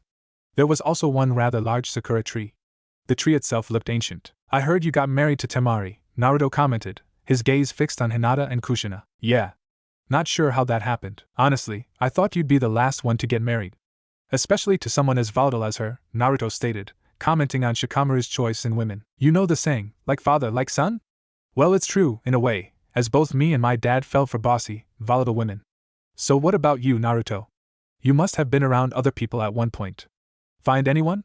Shikamaru was, of course, referring to the time Naruto and Hinata had spent alone. Nope, not yet, he replied. Although I'm kinda liking the quiet ones right now, Naruto thought, looking at Hinata. She had never hit him for saying something wrong. She laughed when he said or did something stupid. Of course, Naruto, being who he was, didn't know many of the social cues people take for granted, one of them being affection, and another being able to tell when someone actually likes him. If Hinata had been able to just go out and say it, that would have made things so much easier for the both of them, seeing as both of them had their little quirks when it came to expressing themselves or knowing what they really want. I see, Shikamaru replied, noticing that Naruto was looking directly at Hinata. Naruto felt a tugging on his coat. He looked down to see Kushina holding up some flowers to him. Naruto smiled and crouched down. These for me? He asked. Kushina had a wide smile on her face. She merely nodded to his question. Thank you, he replied, taking the flowers and ruffling her hair a little. Kushina giggled and hugged Naruto. As Naruto was standing, Hiroki appeared on his head. Why, Naruto thought, annoyed. Everyone but Hinata stared at what was happening, seeing as she'd seen it a few times already and wasn't surprised. Kitty! Kushina squealed in delight, holding out her hands, wanting to play with the tiger cub. Naruto picked Hiroki off his head and smiled devilishly at him. You want to see the kitty, Kushina? Kitty, kitty! She screamed. Anything but that, Hiroki pleaded. Sorry, my little sister wants to play with you, Naruto replied evilly and placed him on the ground in front of her. She instantly latched onto him with all the strength in her little arms. Naruto couldn't help but laugh. That's so mean, Shikamaru commented as he watched Kushina drag Hiroki out to show Hinata. If you had him popping up all the time on top of your head, you'd want to get him back one day too, Naruto replied, still highly amused with himself. Unknown location. Madara sat on a cliff, drinking some tea. He was quite amused by the news Zetsu had delivered to him a short while ago. He didn't know how the boy could have learned what was reported or even where he had been all this time. He smiled beneath his mask. This little plan was turning out far more interesting than he ever could have hoped for, simply because Naruto would actually be a challenge, something he hadn't had in a long time. You called for me? Ah yes, Kisame. Inform Pain that we will begin to move shortly. I'm most interested in seeing young Naruto's power. Madara stood and stretched. Soon, I may need you to cause a little destruction to draw young Naruto out so we can have a little chat. A big toothy grin appeared on Kisame's face. That I can most certainly do. Kisame had been very bored for the past few years as Madara's organization had halted its movements. He was most definitely pumped up for the chance to kill something. How is Itachi? Madara asked, wondering if Itachi was up to anything. About the same as he always is, Kisame replied, hinting at the fact that there may or may not be something. Explain. I'm not sure how to explain, but he's definitely up to something. That man always is. That's why I had you put with him.